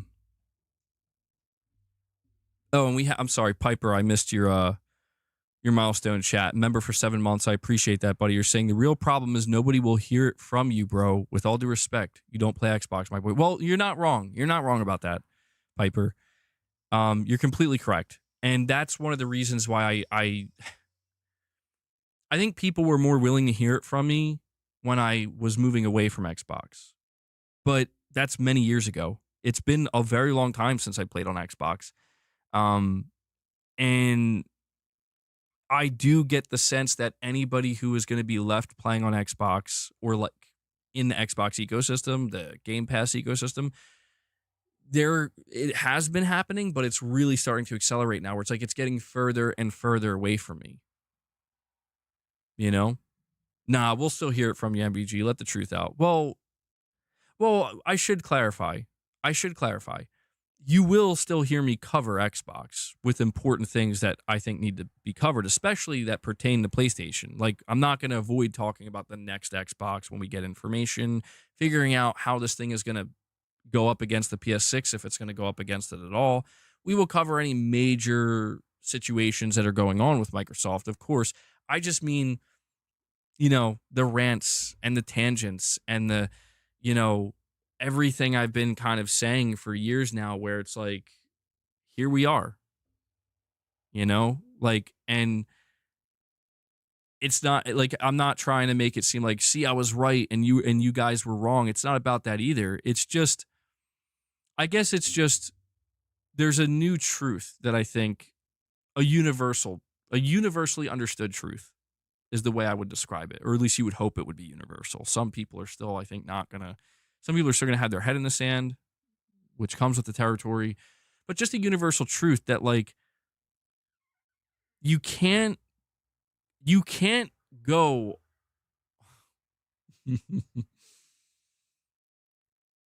I can't say that. I can't. I'll get in trouble with YouTube if I say it. And I think of like Robert Downey Jr. in Tropic Thunder. Like, you can't go fully into it, man. Like, you can't go 100% because you will. It's not a question of if. It's just a question of when. You will get burned. You will get, and it doesn't, even if you're like the most loyal PlayStation fan, right? Like, I'm sure there are PlayStation players here right now. Yeah, don't be the dude playing the other dude. Such a great movie. But, like, boss, come on, man. There are PlayStation fans, I'm sure, like, right now, that have been here since the PS1 days that they will tell you, you can't 100% trust Sony ever. You can, like, not only is it just unwise from a fan perspective, like, from a fan perspective, where it's like, I'm a fan and I believe, bro, it's not even just dangerous from that perspective, but from a consumer perspective, it's dangerous. because it doesn't matter how much of a fan you are. You see like if we were to see $1,000 PlayStation 6, that's going to be a tough one. That's not going to happen, of course, but that's going to be a tough one. You know, where it's like, whoa, Sony, you know, Sony gets crazy. They just get crazy. Say, you know what? PS6 exclusives, we don't got to worry about Microsoft no more. $100. And, you know, will you see people are like, oh, I'd still pay $100. You will see that. But that's what I'm saying. Like, you can't signal to Sony or Microsoft or Nintendo or anybody, any company. You just can't. It's too dangerous. You can't. It's foolish. You can't signal to them. You can do whatever you want. I'll still be here. And people think that's what I do, and it's not. It's never been what I've done. That's the irony. I don't mean to get defensive, but I can't help but imagine that I'm not imagining it. People have said it to me, like, but that's what you do. I'm just like, no, it's not. You see, what people mistake is I like most of what Sony does, and I support most of what Sony does. But then there are absolutely things they do that I'm like, nah, no. And that's just me trying to do the right thing as a consumer, you know? Oh, I just saw Instant Messenger Sama. You sent a super chat, but you retracted it? I didn't get to read it. I was about to read it.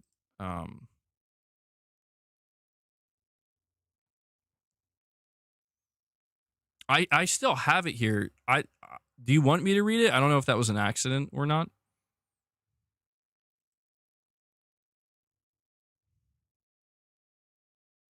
Oh, okay. I think it's because there were some typos.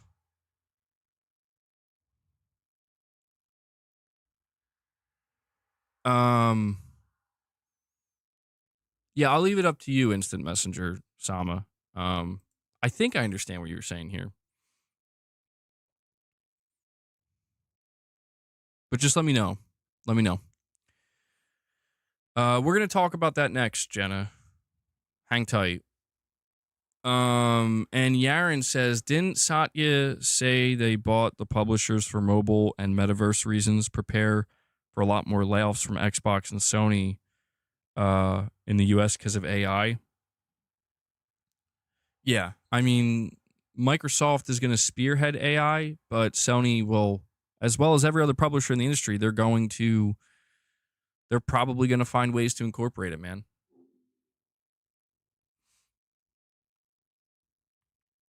Well, Instant Messenger, you don't have to send another super chat if you don't want to. Try to say what you were trying to say in a regular chat, and I'll read it. Because I feel bad. You know, you spent money to chat that, but it happens. I get it. You know, I have typos all the time.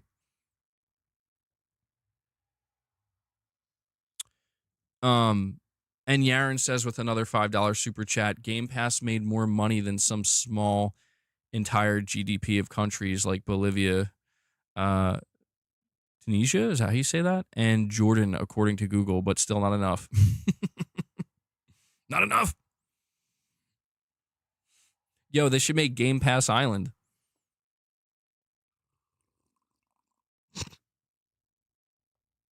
Maybe not. Maybe don't do that, actually. That could go south real quick. Game Pass Island, baby. Yeah, I mean, that's why a lot of people,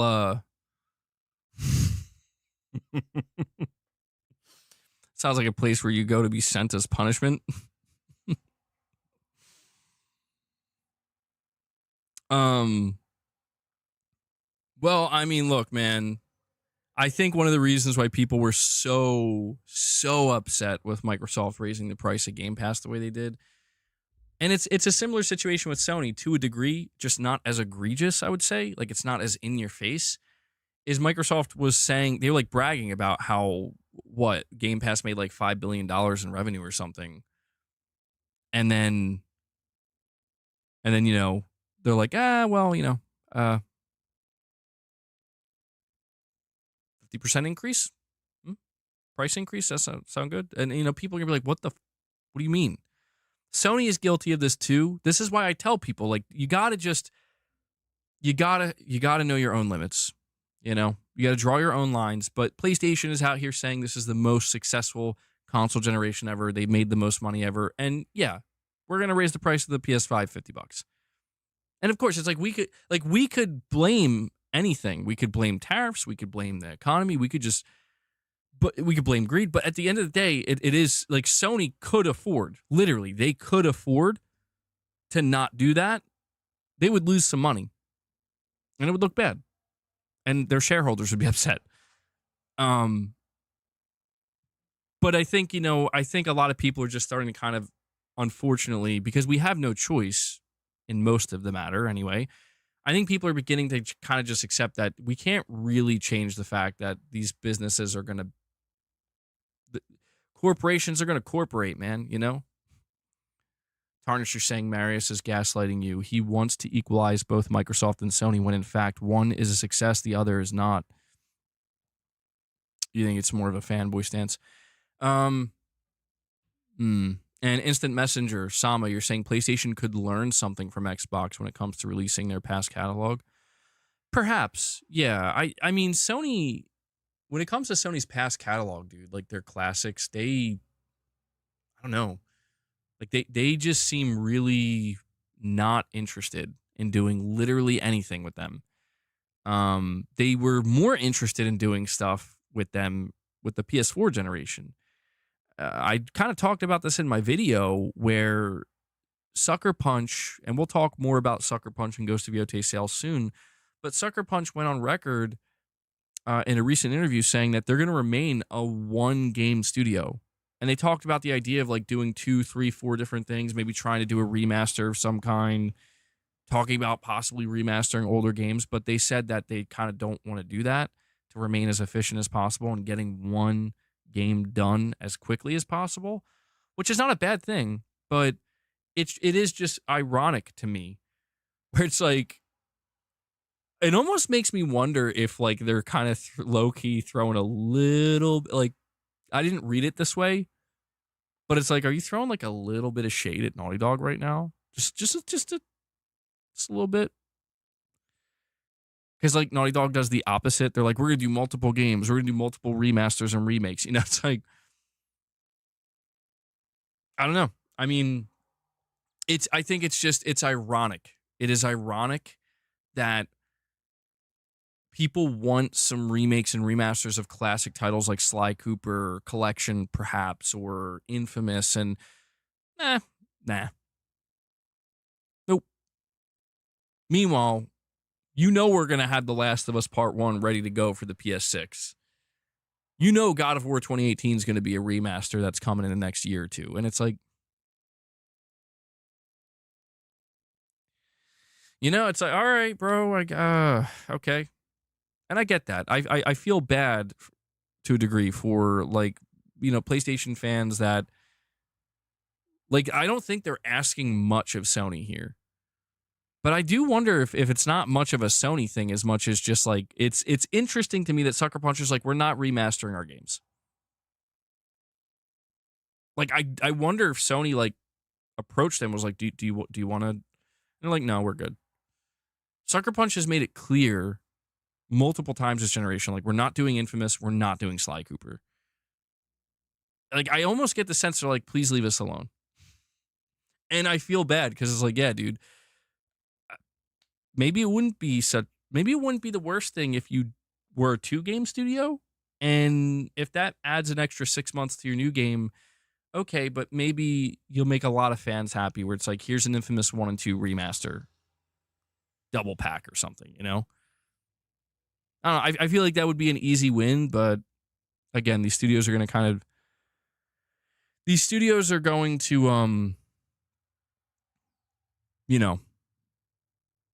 they're going to run themselves. They're going to run their studio as they want and make the type of games they want. And I just think it's interesting. Sucker Punch is making it abundantly clear, like, we're just working on one game. But yeah, I think that pretty much wraps up our topic regarding the PlayStation 6 and the Xbox Magnus or whatever. What AMD engineers are apparently saying, or what AMD in general is saying about Microsoft. I don't know. Look, I'm not going to sit here and tell you guys I'm not going to talk about Xbox anymore because that's not true.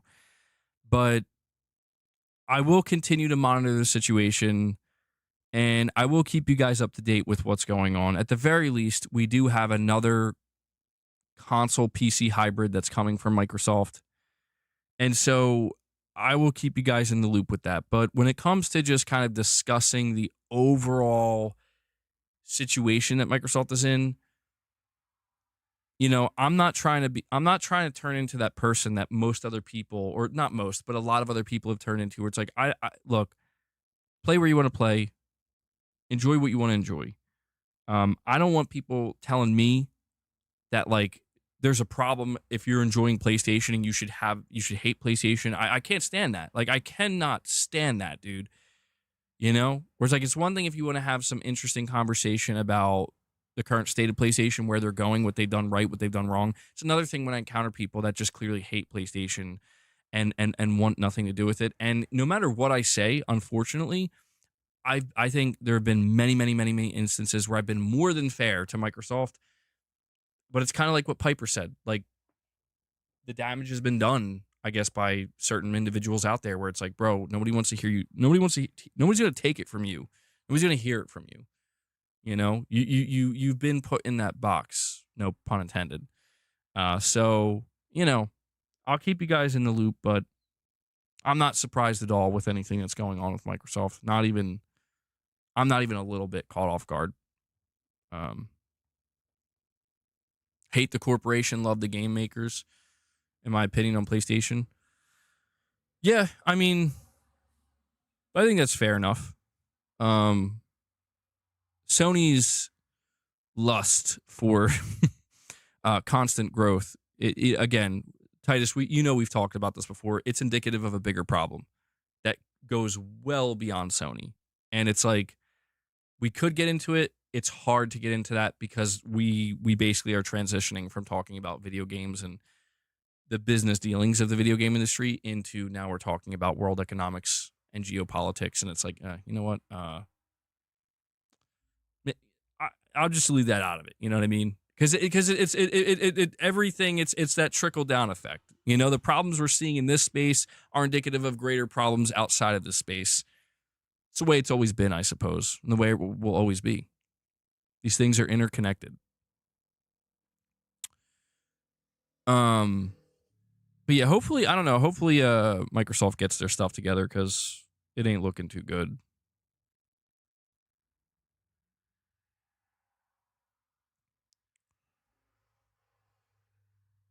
All right. Let's move on to the next topic, though, which we're talking about Ghost of Yotei sales. A lot of people have been wondering what is going on with Ghost of Yotei sales. This seems to be a bit of a controversial topic because there are people who are convinced that it sold poorly. There are people convinced that it's the best-selling game ever. There are a lot of people just very confused because Sony has yet to give us official numbers. But at least the report we're going to go over here is official. I do want to mention one thing, though. I've been seeing a lot of people talking about, like, I'm just going to issue a bit of a warning because I've been seeing this a lot. I just saw it with Ghost of Yotei, and I'm seeing it with Battlefield 6 now. We keep seeing reports that are giving numbers, like specific numbers. Like, for example, Battlefield sold 7 million. Ghost of Yotei sold 1.6 million. These numbers are not to be trusted, okay? And the reason I'm saying this is because it all goes back to the same source. And look, I have no ill will towards them. This is literally just me trying to ensure people are not being misinformed. It all goes back to Alinea Analytics. And I need to emphasize, whether you hear about something selling bad or something selling good, you should be very, very careful how much you choose to believe those numbers, because it has been proven multiple times, literally multiple times, because we've gotten data from the actual source, that being the company themselves. It's been proven that their estimates more than a few times have been significantly off the mark. Now, they've gotten some things correct as well. So that is worth noting. But considering we're dealing with data, not rumors, not leaks, we're dealing with data, you have to take any number you see with a massive pinch of salt, dude. So, like, 7 million on PlayStation, or not on PlayStation, for Battlefield 6 sounds great. They could be off by 2 million. You know what I mean? Like, we don't know. They said that Metal Gear Solid Delta sold 500K. It sold 1 million. It's like that's like you thought they sold half of what they sold. You know, they said Helldivers 2 sold like almost 1 million, and it was like number 14 on the chart for dollars. Now maybe there's a disparity there, but it's like, what? You know? I'm just saying we don't have the numbers. We don't have the official numbers. So be careful with anything you come across. Well,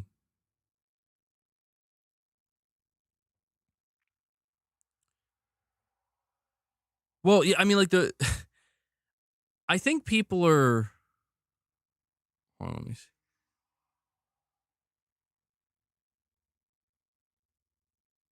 Oh yeah, Digital Dude. I ain't even gonna acknowledge it, bro.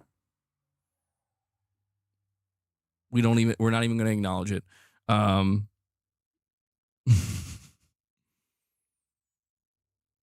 mean, Battlefield 6 obviously did incredibly well.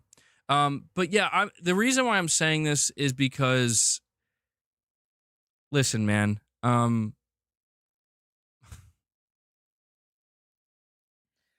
we live in a day and age where people want to hear what they want to hear. And I understand. Life is stressful. A lot of things going on in the world. But the reality is, more than ever on the internet, people want to hear what they want to hear. I'm not here to tell you that Ghost of Yotei is a massive success. It's doing great. I'm not here to tell you it's a failure and a flop. I'm here to tell you I don't have the actual numbers, but we have a source, not a source, but a report, I should say. Ghost of Yotei apparently is doing well in Europe anyway. It says, according to sales data emerging out of Europe, which compiles both physical and digital data, the sequel is selling in line with its predecessor, Ghost of Tsushima, which launched to a bigger install base on the PS4 during the height of the pandemic. And apparently, it's Sony's biggest new PS5 release since Marvel's Spider-Man 2, although it says here, cynics may argue that there hasn't really been much competition, and that's true too. But I'm going to say that if I'm looking at Ghost of Yotei and I'm just using common sense in conjunction with this data, I'm going to say, yeah, that's like the idea that Ghost of Yotei is going to sell similarly to Tsushima. When you look at the marketing for Yotei, when you look at Yotei holistically, it looks a lot like Tsushima. You know what I'm saying? Like it just generally looks like, oh, that looks very similar to Ghost of Tsushima. So therefore, what we can kind of look at here is Ghost of Tsushima over the course of 5 years sold 13 million units. Okay, so there's 13 million people who played Ghost of Tsushima. Let's assume not all 13 million are immediately going to be on board with Yotei. And because Yotei is a sequel, some people are just going to forego it completely. It's safe to say that overall, Ghost of Yotei will sell less than Tsushima. However, I think people who are trying to pin Yotei as a failure, I think they may be doing so, if not disingenuously, they may be doing so from a place of bias, perhaps, where it's like you kind of want it to fail, so therefore it did fail. And it's like, well, if we're being completely realistic about it, Ghost of Yotei is probably doing well. Like, just objectively speaking. Not comparing it to Tsushima, not comparing it to anything else. It had a budget of 60 million, which I think was basically $60-70 million, which was confirmed by Sucker Punch. And we're getting a report here that's saying, at least in Europe, one of the biggest regions, one of the biggest territories, and PlayStation's huge in Europe. I think it's safe to say that it's doing objectively well. But is it reaching the same heights as Tsushima? I don't know. I don't think we're going to know unless Sony gives us actual numbers. All I can assume, again, trying to just use common sense, is that there's a huge market for Ghost of Tsushima. There's 13 million people for Ghost of Tsushima. There's probably a really good, chunk of people, for Yotei as well. So I'm not sure. I'm not exactly sure just how well Yotei is doing, but at least in Europe, it seems to be doing pretty well. Um, I do wonder if we're going to get numbers, man. I do wonder if we're going to get numbers. MBG, I'm disappointed seeing some people trash Yotei. So much sweat and tears went into the game. It's amazing work of art. Please be respectful and don't be rude for literally no reason, my God. Most people are buying Battlefield 6 and Yotei. Yotei can wait. It's single player. Battlefield 6 is way more time dependent. I will admit, Titus, I have both, and I am, I mean, Battlefield has been kind of like pulling me towards it. To where I'm like, okay, I Battlefield, I'm gonna have to give you a little break. I gotta go make some progress in Yotei. Like, I want to play Yotei, but it's just there's another game sitting right there next to it. And I'm like, dude, I'm really enjoying Battlefield too. Dyer with a $5 super chat says, in the report that came out saying most gamers barely buy one game a year these days. Yeah, I mean, this is the thing, dude. I don't know. I didn't look too deep into that, so I don't know like what the I don't know what the polling looked like or what the sample size was. I don't know. But I feel confident in saying that we are seeing, I think, as time goes on, like more people are getting comfortable just buying a few games a year, if that. A lot of people are already comfortable just buying maybe one game a year because, well, you think, well, if you just buy one game a year, what else are you playing for the rest of the year? This is where the free-to-play, or even if they're not free-to-play, but live service games, this is the whole thing. People are getting more and more comfortable with just making one game their go-to, and they're basically their home. And then maybe on rare occasion, they'll buy one or two other games, And what this means for the AAA games market is it's getting harder, It's getting harder to you have to really operate at a high level, not just with the type of game you're making and how impressive it looks, but the marketing has to be on point, everything's got to be going right with it because these single player games, what I'm trying to say, are not just fighting against other single player games now. They're fighting against live service games that will take up all of your time and money as well. So there's more than ever going against new game releases, and there's always been winners and losers. I think what we're starting to see unfold, what has been unfolding but is becoming clearer and clearer, is that the winners and the losers are going to be there's probably going to be more losers than winners, I guess we could say. And the winners that win are winning big. It really is becoming like a go big or go home type situation where, unfortunately, it seems like as much as people want more AA games, more games that are not made on the biggest AAA budget and have the biggest production value, as much as people want to see more of those, we're reaching a point where it's going to start to become nearly impossible, if not impossible, just very unwise for any development team to try to make something like that. I'll tell you a sign, like we've crossed the threshold, the day Remedy gets purchased, or hopefully this never happens if they shut down or something, or, like, I don't think that'll happen, but the day Remedy gets purchased is when, like, it's just not possible anymore. Like, it's just not possible for these AA studios to, like, maybe, I don't know. If I'm trying to be like optimistic, there will always maybe be a place for them, but I don't know, dude. Like, it's just looking pretty clear by now that you got to go big or go home. And the problem with going that big is that It just takes one mistake. This like people wonder why are Sony Studios, why are they so fixated on making like sequels? You know, you need the little guys for new ideas though. Yeah, well, I think there's going to be a place for indies always, but I think the most you'll start to see is like you'll have indies that range from really small, like 1 to 3 people teams making really small games, all the way up to games that seem almost like they are like indie AAA. I don't know how to I don't know how you properly describe that, but games that look like they have certain aspects of AAA games, but much smaller in scale and scope. But from and that's kind of like where some studios lie now, but the idea of getting like actual AAA titles that compete with other AAA titles that are backed by massive publishers from independent entities, I don't think I think that's what's getting snuffed out right now. And yeah, I think this is why a lot of Sony's teams, they I would say they like play it safe, but let's face it, Ghost of Yotei is playing it safe. It's not bad, but that's what it is.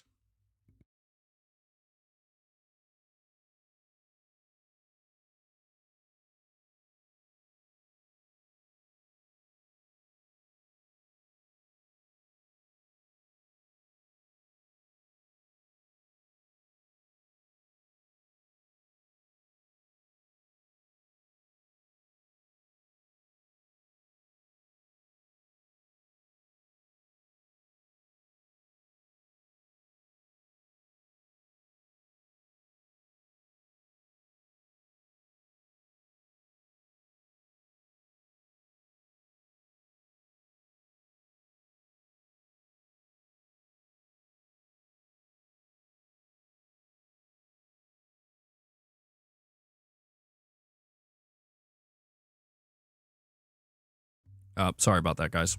One game equals 5, 2 games, 10. You're almost. So yeah. Is the stream buffering? I was silent there for a minute. I was muted. Yeah, guys, make sure you're hitting the like button. By the way, Michael, I've been trying to tell him, bro. Michael Wernes is here to light a fire under your asses. Hit that like button. We're at 101 likes.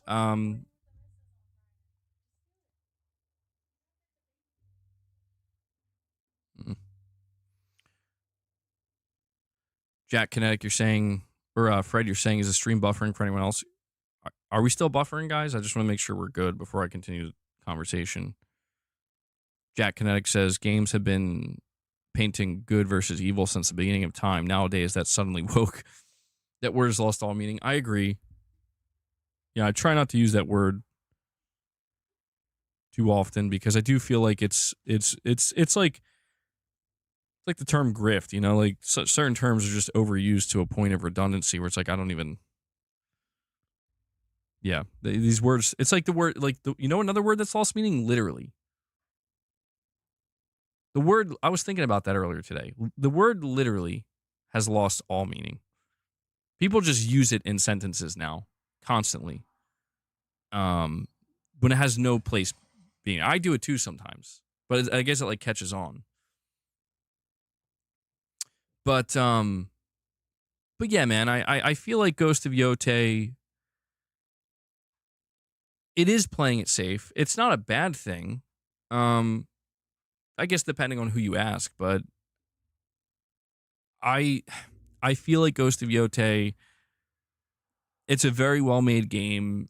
It's doing a lot of things right. I am not far enough in it to determine if I like it more or less than Tsushima. I still have to make more progress first. But it is, it is a game that I think will sell well just based on the fact that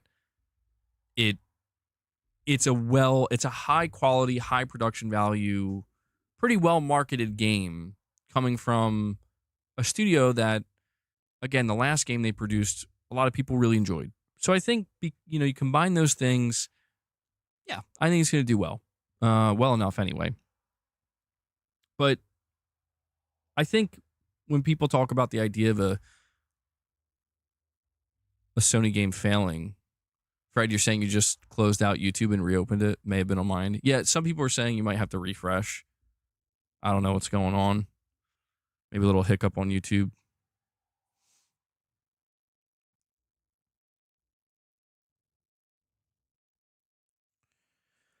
Um, but yeah, I just I think a failure for Sony in terms of like a game that I mean really does bad for Sony. I think people don't understand like it has to do real bad, man. Like you're talking about a game that sells like a million or less. You know, like a million or less copies on a budget of like 100 or 150 million. I feel like Sony has ambitions and expectations. Like they want to see their studios grow and they want to see their studios do better than the last game. But I'll tell you what, man. If people think Ghost of Yotei is a game that's going to sell or like is failing sales wise or not doing well sales wise, I think you kind of have to readjust your expectations a little bit and your understanding of like what I don't think people understand that even if Ghost of Yotei sold like if it was accurate and it sold 1.6 million at launch or like in the first week or something, like that's pretty good on one console. Like that's pretty good. And what that means is it's probably going to climb to at least 3-4 million over time. Like I need to remind people, Tsushima sold 13 million over the course of 5 years. It took them 2 years to get to 10 million. So what we can infer about Tsushima is it was a slow burn. You know, it had a tail. Yotei is likely to have that as well. So I'm just saying, like, even if that number were to be accurate, I'm not trying to be defensive about it. I'm just saying that based off of what we know with Tsushima, it seems like it'll do fine. So if it doesn't, though, that would be interesting. I would love to know.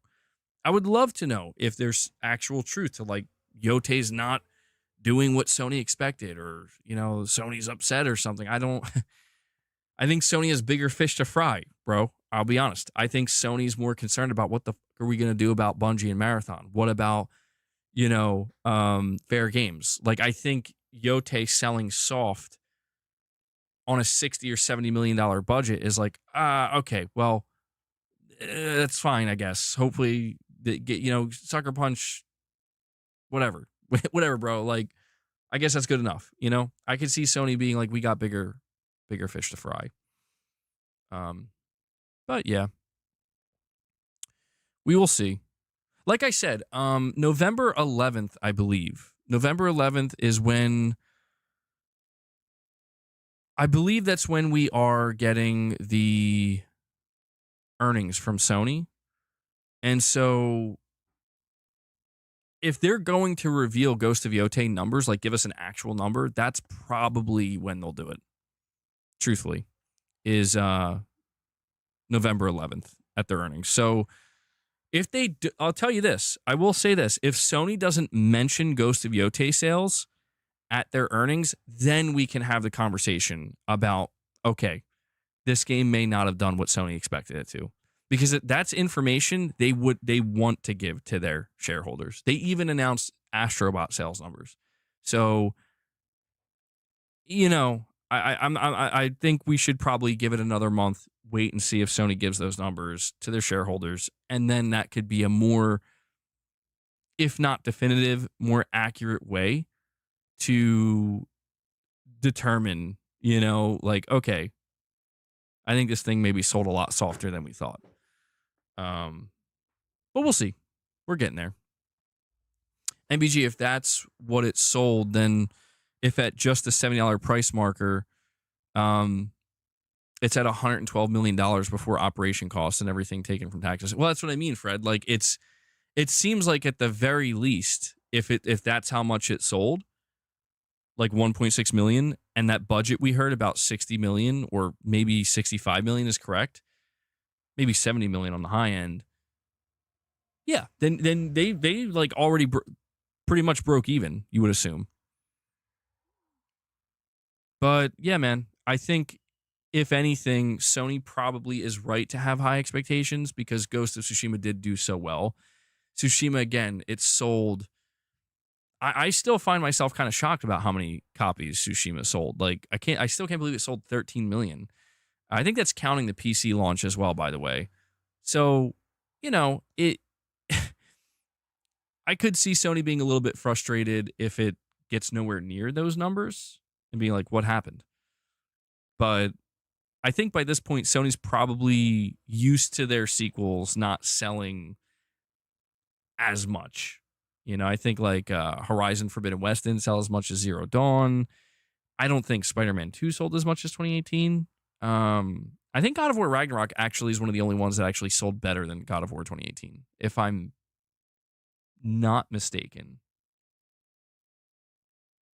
But yeah, we get random sales data all over the place. So it's kind of hard to keep track of all of it.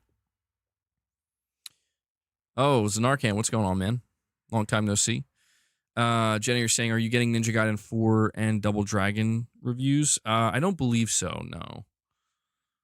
No, for now, I'm just going to be focused on taking my time playing Ghost of Yotei and just kind of enjoying that and Battlefield 6. And I'm going to play Plants vs. Zombies Remastered when that comes out. So those will be the 3 games in my rotation, probably going into November. And from November, I'll just have to see where I'm at, next week. Yeah.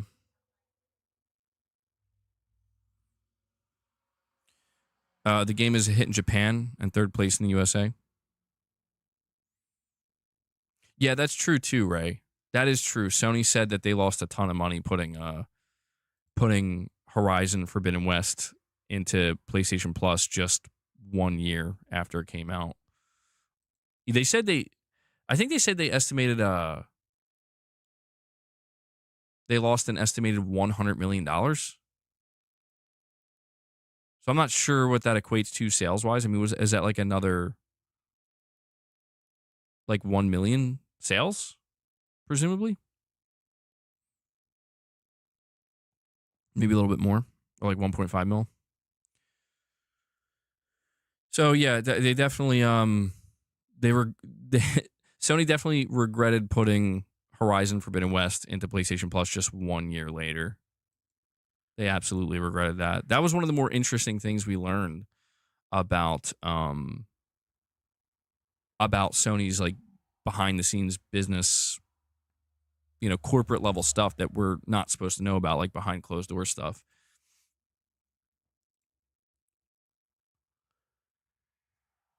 Okay.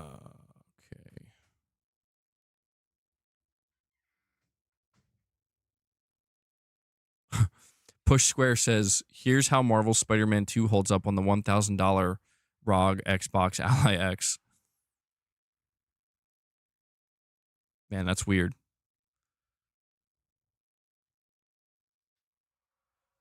All right. Let me get out of here. All right, let me head back to the chat.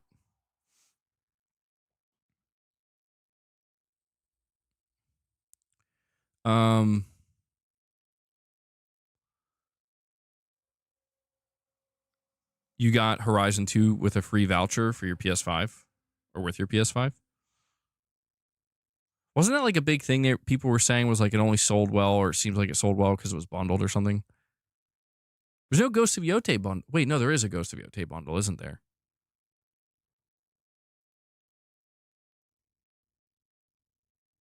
Right?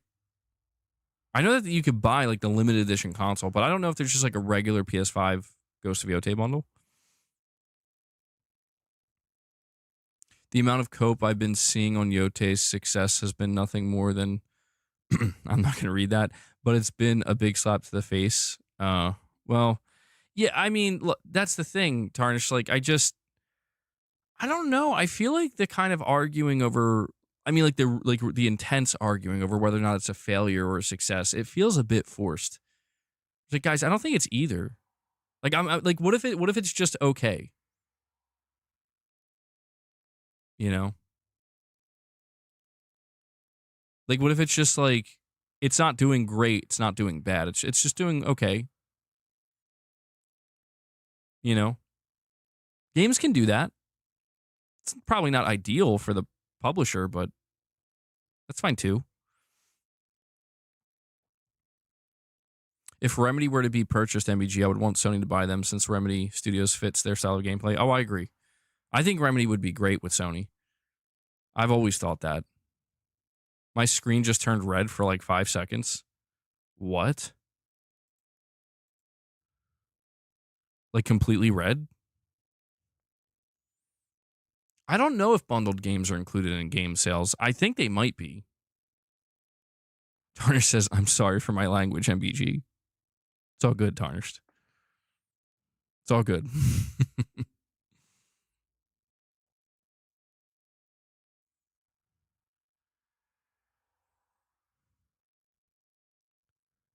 Like a red filter? That's really bizarre.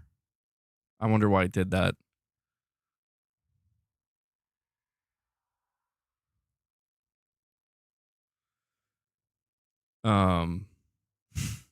No, I'm sorry about that, digital dude. I wish I could tell you.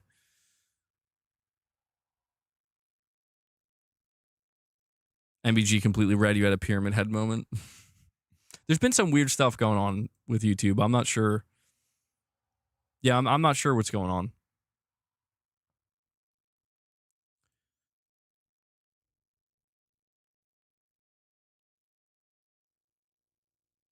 MBG Matt Piscatella said bundles are not counted in the reports for game sales. Oh, okay. Huh. I guess he probably said that a while ago then, because I feel like the bundle, like the whole conversation of like, do these games count as sales? I feel like that conversation. I mean that's been a conversation that's been going on all generation.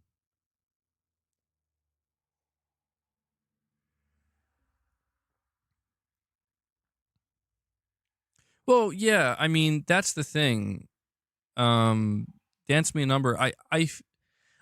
Listen, man. I feel like it's perfectly fine if a person says, I don't want to support this game or that game, or I don't want to buy this game or that game. What I do not understand, I'm telling you, like people, I'm not trying to I'm not trying to go to war with people here because I don't care like that much. But it's just I think people need to try to be a little bit more aware that like it is in it's like, listen, man, my best performing videos this last week, because there's not, you know, like, because I haven't been talking too much about Ghost of Yotei because I'm not trying to spoil the game or anything, and I can't review it yet because I'm still playing it. My best performing videos have been 2 videos about, like, Xbox, you know, and, like, what's going on there. Like, literally, if I was just focused on I need more subs, I need more money, I need more clicks, I need more all these things, literally YouTube was telling me in the trending section, there's a trending section in YouTube analytics that it tries to tell you like, here's what you should do next. It tells me like, dude, keep talking about this. Like, this is bringing in the views, man. This is bringing in the ad revenue. This is bringing in the subs. Keep doing this. And I'm just like, no. Like, if there's something worth talking about, sure, but I'm not going to milk it for all it's worth just in the name of I got to keep this wave of going, man. And I think people need to realize like this is a thing, not just on YouTube, across all social media. Like, you got to milk it. And it's like, look, I don't mind doing that for shit I'm hyped about if people are okay with that.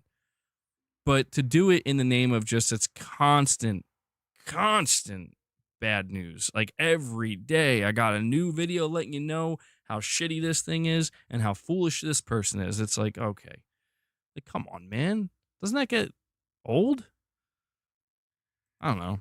Not even old. Like, doesn't that just become miserable? And Zanarkand Blitzer.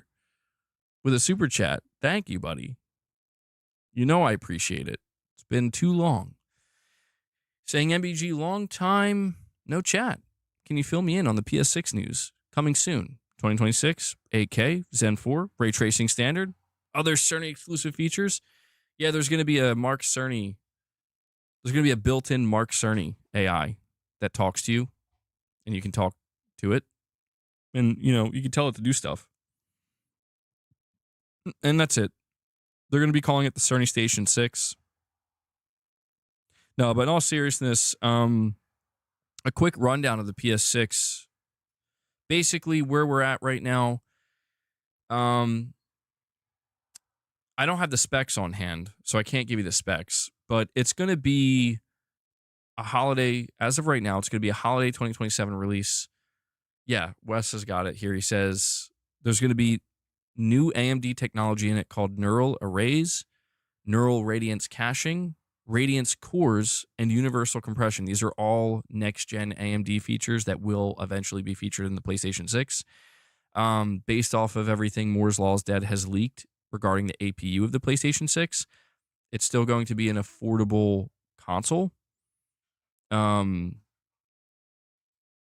So, yeah. I mean, when we say affordable, I mean, we could be looking at $600. Like, the idea is it's not going to be like a $700 or $800 or $900 console. It's going to still try to hit the mass market. The big thing you need to know, Zanarkand, that you may be completely out of the loop on, is there's going to be a PlayStation 6 handheld. The entire APU of it leaked, and apparently it's going to be releasing at the same time as the PS6. And this PlayStation 6 handheld will be dockable as well. So it seems like Sony's going to be going after the Switch here.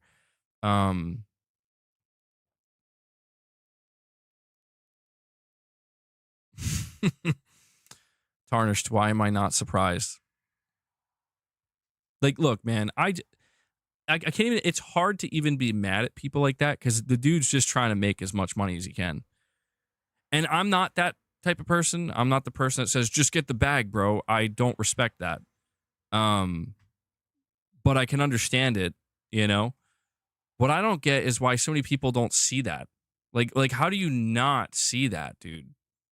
Like, that's all it is. It's scary. It frightens me because it's like, bro, is it like, okay. To each their own, I suppose. But yeah, Zanarkand, that's probably the biggest thing, that Sony's going to be launching a PlayStation 6 handheld to go along with the PlayStation 6 home console. And Sony's going to be taking like a dual approach here. And, there's a lot of questions with this handheld, like what, are games going to be mandated to work on it? Yes or no? Is this going to get in the way of like, maxing out what the PS6 home console can do? There's a lot of questions. And again, it's all targeting apparently a holiday 2027. So we got time. And I'm sure there's going to be plenty more rumors. But guys, speaking of time, we're probably going to be wrapping the stream up in about 10 minutes. All right. So I guess we'll do like a last call reminder. We're sitting at only 5 members today, which I think was from Zombie Dragon. So if you guys want to drop any more membership gifts, or if you want to become a member, now would be a good time to do so, because we're going to be wrapping it up very soon. I did cover all the topics I wanted to discuss today. Or, if you want to drop any more support in the form of super chats or direct donations, feel free to do so. For the last 10 minutes or so, though, I'll just hang out with the chat. We'll just chill a little bit, talk about whatever. I would say we basically did a free members lounge on my last stream, by the way, where I spent like the last 2 hours, basically talking about a bunch of random stuff that wasn't gaming related.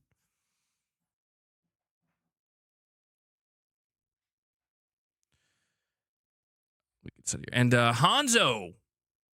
Hey, yo. Hanzo. Honko. comes in and drops 5 membership gifts for you guys. He's saying, we need to get a member train going before MBG wraps it up here. Well, yeah, keep in mind, we should, if everything goes according to plan, we should be doing a morning with the missus, by the way, this Friday. I think we didn't do one last week. We did one the week prior, but you guys had a really good time with that morning with the missus. So keep in mind, if you do have a membership, tune into that. Or if you get gifted one, look forward to that. But Hanzo, thank you so much for dropping 5 membership gifts, man. I'll give you a... And we'll see. We'll see if we can get a little member train going before we wrap up here today. Remember, you can always drop single gifts, too. Sometimes people forget that. You can always drop a single gift and add to the... Boss didn't get his treats, either. He's over here on the chair. Good stuff, Hanzo, yeah. Love to see it, man. Honko? If you know, you know. If you know, you know.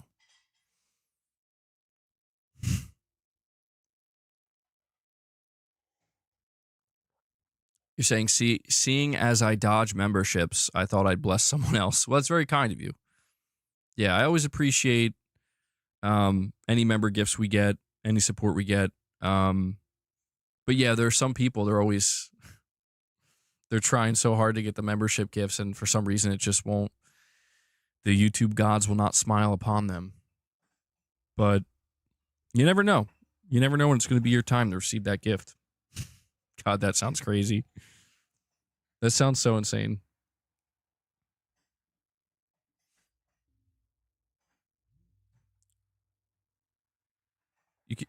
Yeah, he's like, Hanzo, you could buy one for yourself. Hanzo's like, I'm good, bro.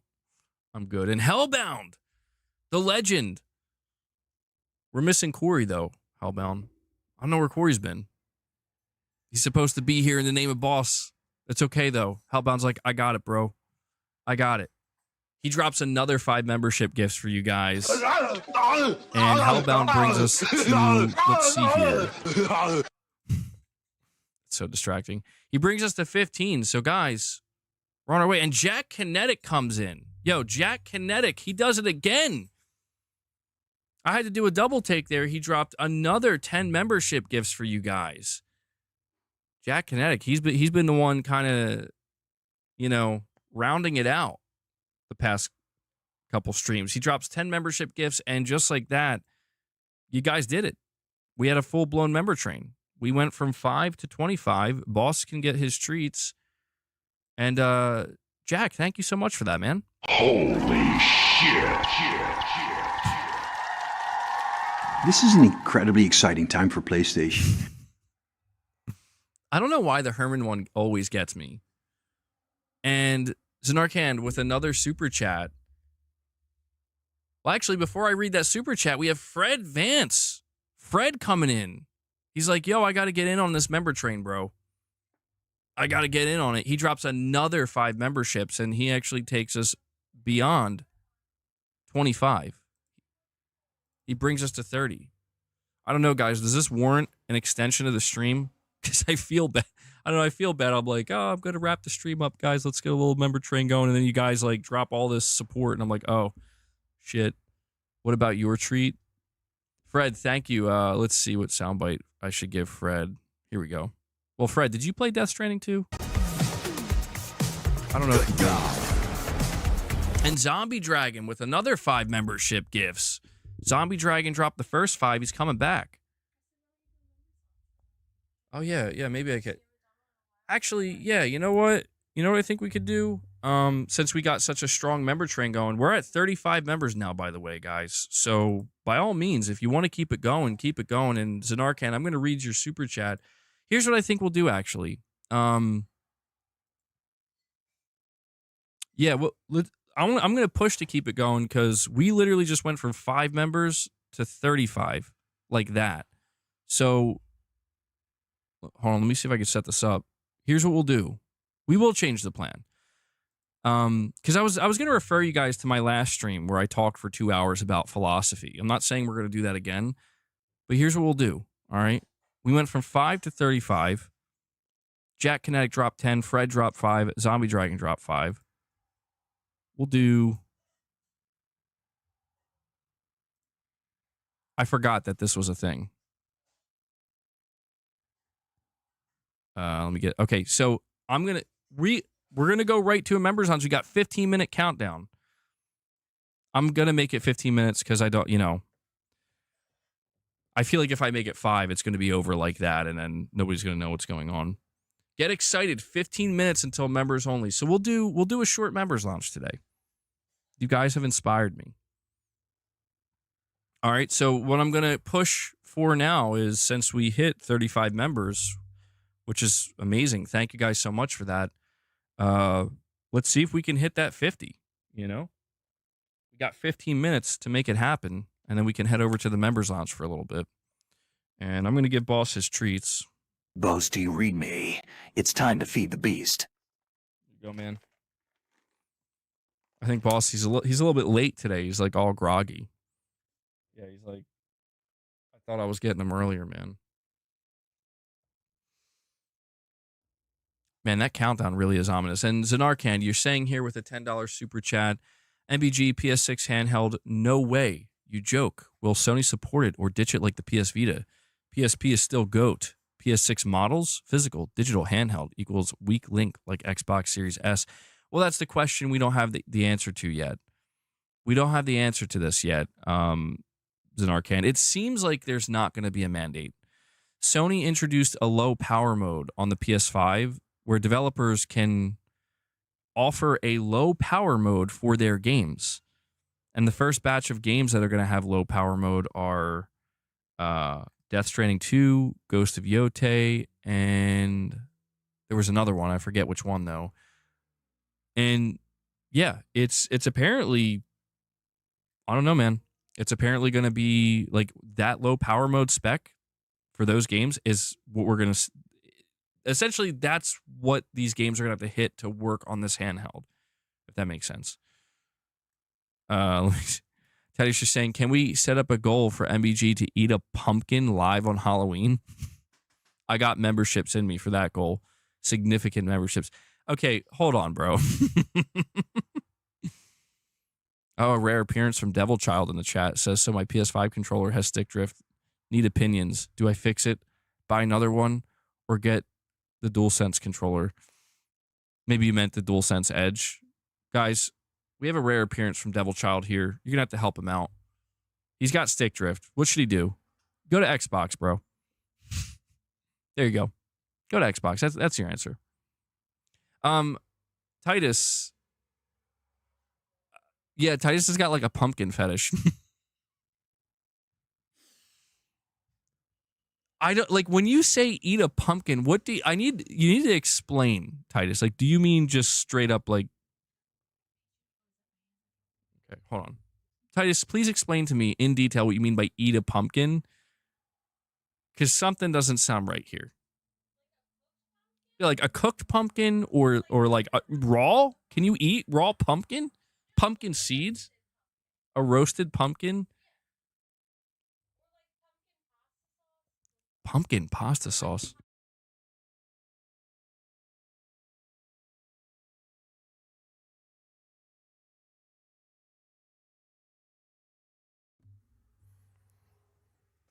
I mean, you're talking a large pumpkin raw. Why does that sound dangerous? I'm talking a large raw pumpkin, MBG. You know what I'm saying. You know what I'm talking about, MBG. Bro wants me to eat raw pumpkin.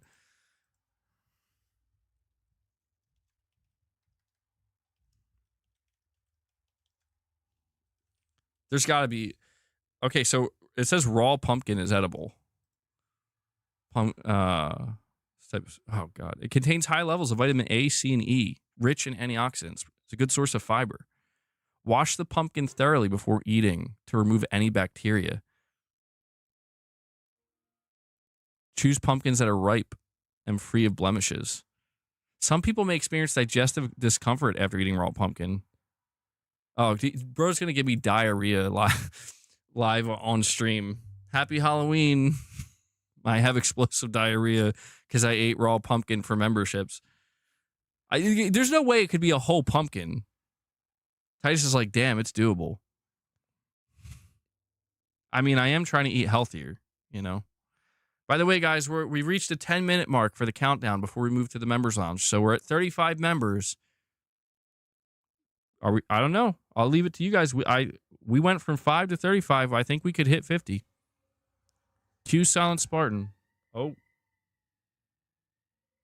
Yo, boss is panicking. It's okay, bro. It's okay. A 1,000-pound pumpkin. This is how I go out. Dude, I don't. Titus, you're getting a little too excited. I don't know, man. I mean, I'm not like raw pumpkin. What if it tastes horrible? Like raw pumpkin probably tastes awful. Last resort option. Do I buy a PS5 Pro and get my new controller that way? Devil Child, you already know my answer. I don't know, dude. Be careful with the. I would, if you're gonna just wait for the PS6. I'm sorry, I can't do that to you. Just wait for the PS6. It's fucking raw. Zanarcan with another super chat. He says MBG PS6 handheld like Steam Deck, optional for game developers to support. PS6 deck, OLED, DualSense, L2, R2, L3, R3. I mean, basically, Zanarcan, everything we've covered with this leaked PlayStation 6 handheld is it's essentially going to be a portable PS5. And it seems like it's going to be optional. But the idea is, think of it like this. Most games that are made for the PlayStation 6 are probably going to be cross-gen. At least for a while, right? More so than what we saw with the PS4 and PS5. So if your game can run on the base PS5, then it could probably run on this handheld. So I don't think Sony's going to I don't think Sony's going to need to mandate it, Zanarcan, because devs are going to be making games for PS5 anyway. I think the real question is like first-party studios. And this is where some people might get upset, where it's like, when the PS6 is revealed and the PS6 handheld is revealed, and we see Venom. No, not Venom. No, see, because they're going to support, like Fizzant. Fizzant is a good one. Like, Fizzant is going to be like a 2030 game, but is that going to run on the PlayStation handheld? Because that's going to be a game that clearly is PS6 only, takes full advantage of the PS6. Will Kojima go out of... I mean, I could see Kojima going out of his way to make a full-blown, like, second version of the game for the handheld. I could see that happening. But I don't know. We still have quite a few questions about this handheld, but it is real, Zanarcan. The specifications leaked, and it's pretty powerful. It's using RDNA 5 technology. It's going to use all of the upscaling technology. It's going to have all this. We have Sans. He says he's a member for 9 months. Thank you for that. Or Sons. I don't know. I said Sans. Maybe it's Sons. You're saying, will you be buying the ROG Xbox Ally? No. No, I will not. I have no interest whatsoever in this device. If it was like a purely dedicated Xbox device, I'd probably have a little bit more interest. But no, I don't have any intention of buying it. It's very expensive, and to me, I just view it as a high-end PC handheld. I have no problems with it, but it's just not for me. Definitely not. Which Souls parry do you prefer? The standard shield parry or gun parry? I think I prefer the shield, honestly. Guys, we're reaching the 5-minute countdown. The pressure's on. Look, I'm not trying to pressure you guys. I'm very grateful for what we have. I mean, dude, we were going to be wrapping the stream up with only 5 members. Now we're at 35. So I'm totally good with that. But I just got to let you know, in 5 minutes, channel members, we're going to be moving over to a members lounge. All right? We'll hang out there for a little bit, maybe like 45 minutes, an hour or so. It's where the secret stuff goes down, bro. It's where the real secret stuff goes down. So 5 minutes, true last call now. It's going to automatically go to a members lounge, by the way. It's going to automatically transition us. So the countdown is up top. 35 is good. Yeah, no, 35 is very good. I thought we were going to hit 25 and just stay there. I'm like, great. You know, that's usually, because that's my first goal. We do 25 and then 50 is like the kind of stretch goal. And then on occasion, we even get to 100 or beyond. That's on rare occasion, but will you show feet in the members lounge? I don't know. Show up and find out. You know what? No. Because if somebody decides, oh, I got to become a member now, thinking that's what you're not getting that. I don't want to mislead you. It would be unfair of me to mislead you. Don't bring that back. Don't bring that back. Whack. I need to make that a soundbite. Whack. MBG, the Oblivion physical edition is selling like hotcakes in my country, dude. The Netherlands. It seems like a lot of people were waiting for that to get a physical release. Feed the beast goal. Yeah, I mean, boss is fed. He's loafing on this chair over here. I can't move it at the moment, but yeah, he's just loafing.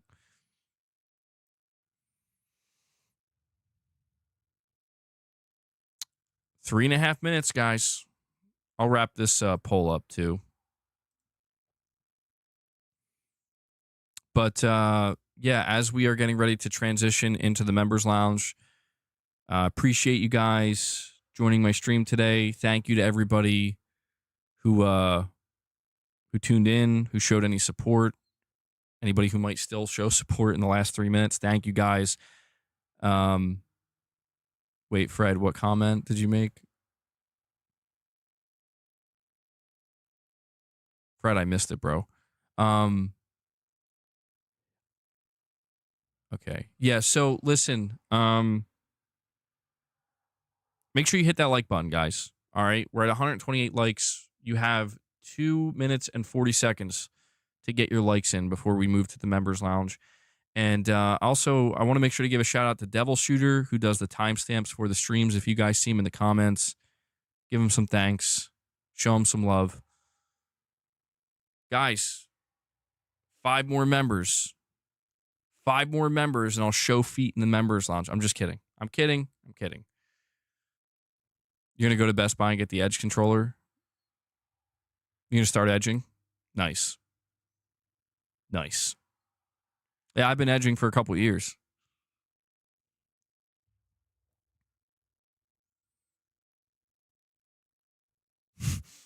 You're going to be edging on top of edging? Oh, man. But be careful. That sounds dangerous. Don't hurt yourself. You got a mad gym session in? Hope y'all are starting your winter workout runs. Dude, I'm getting, yeah. Gaming Survivor, I'm getting real serious about it again. Getting very serious. All right, Shems, you're heading out. Guys, we got 1 minute and 30 seconds. This is it. If you want to drop anything else, all right? Do you know how many sponsorships I skipped and passed on? Do you guys understand? I'm half kidding, but we got 1 minute and 15 seconds. We're heading over. To all my non-members, consider becoming a member. Join us in the lounge. But if not, thank you for hanging out. Go check out the video I put out earlier. 60-second countdown, guys. This is it. It's so ominous. It really is so ominous, dude. If you show your feet, it won't be the worst a streamer has done. Just know, if they're floating around, it's not for my screen capture. Definitely wouldn't be the worst a streamer's done. Yeah. 30 seconds, guys. Yo, Silent Spartan, you better get in here and drop that 50. You got 30 seconds. He's cutting it close.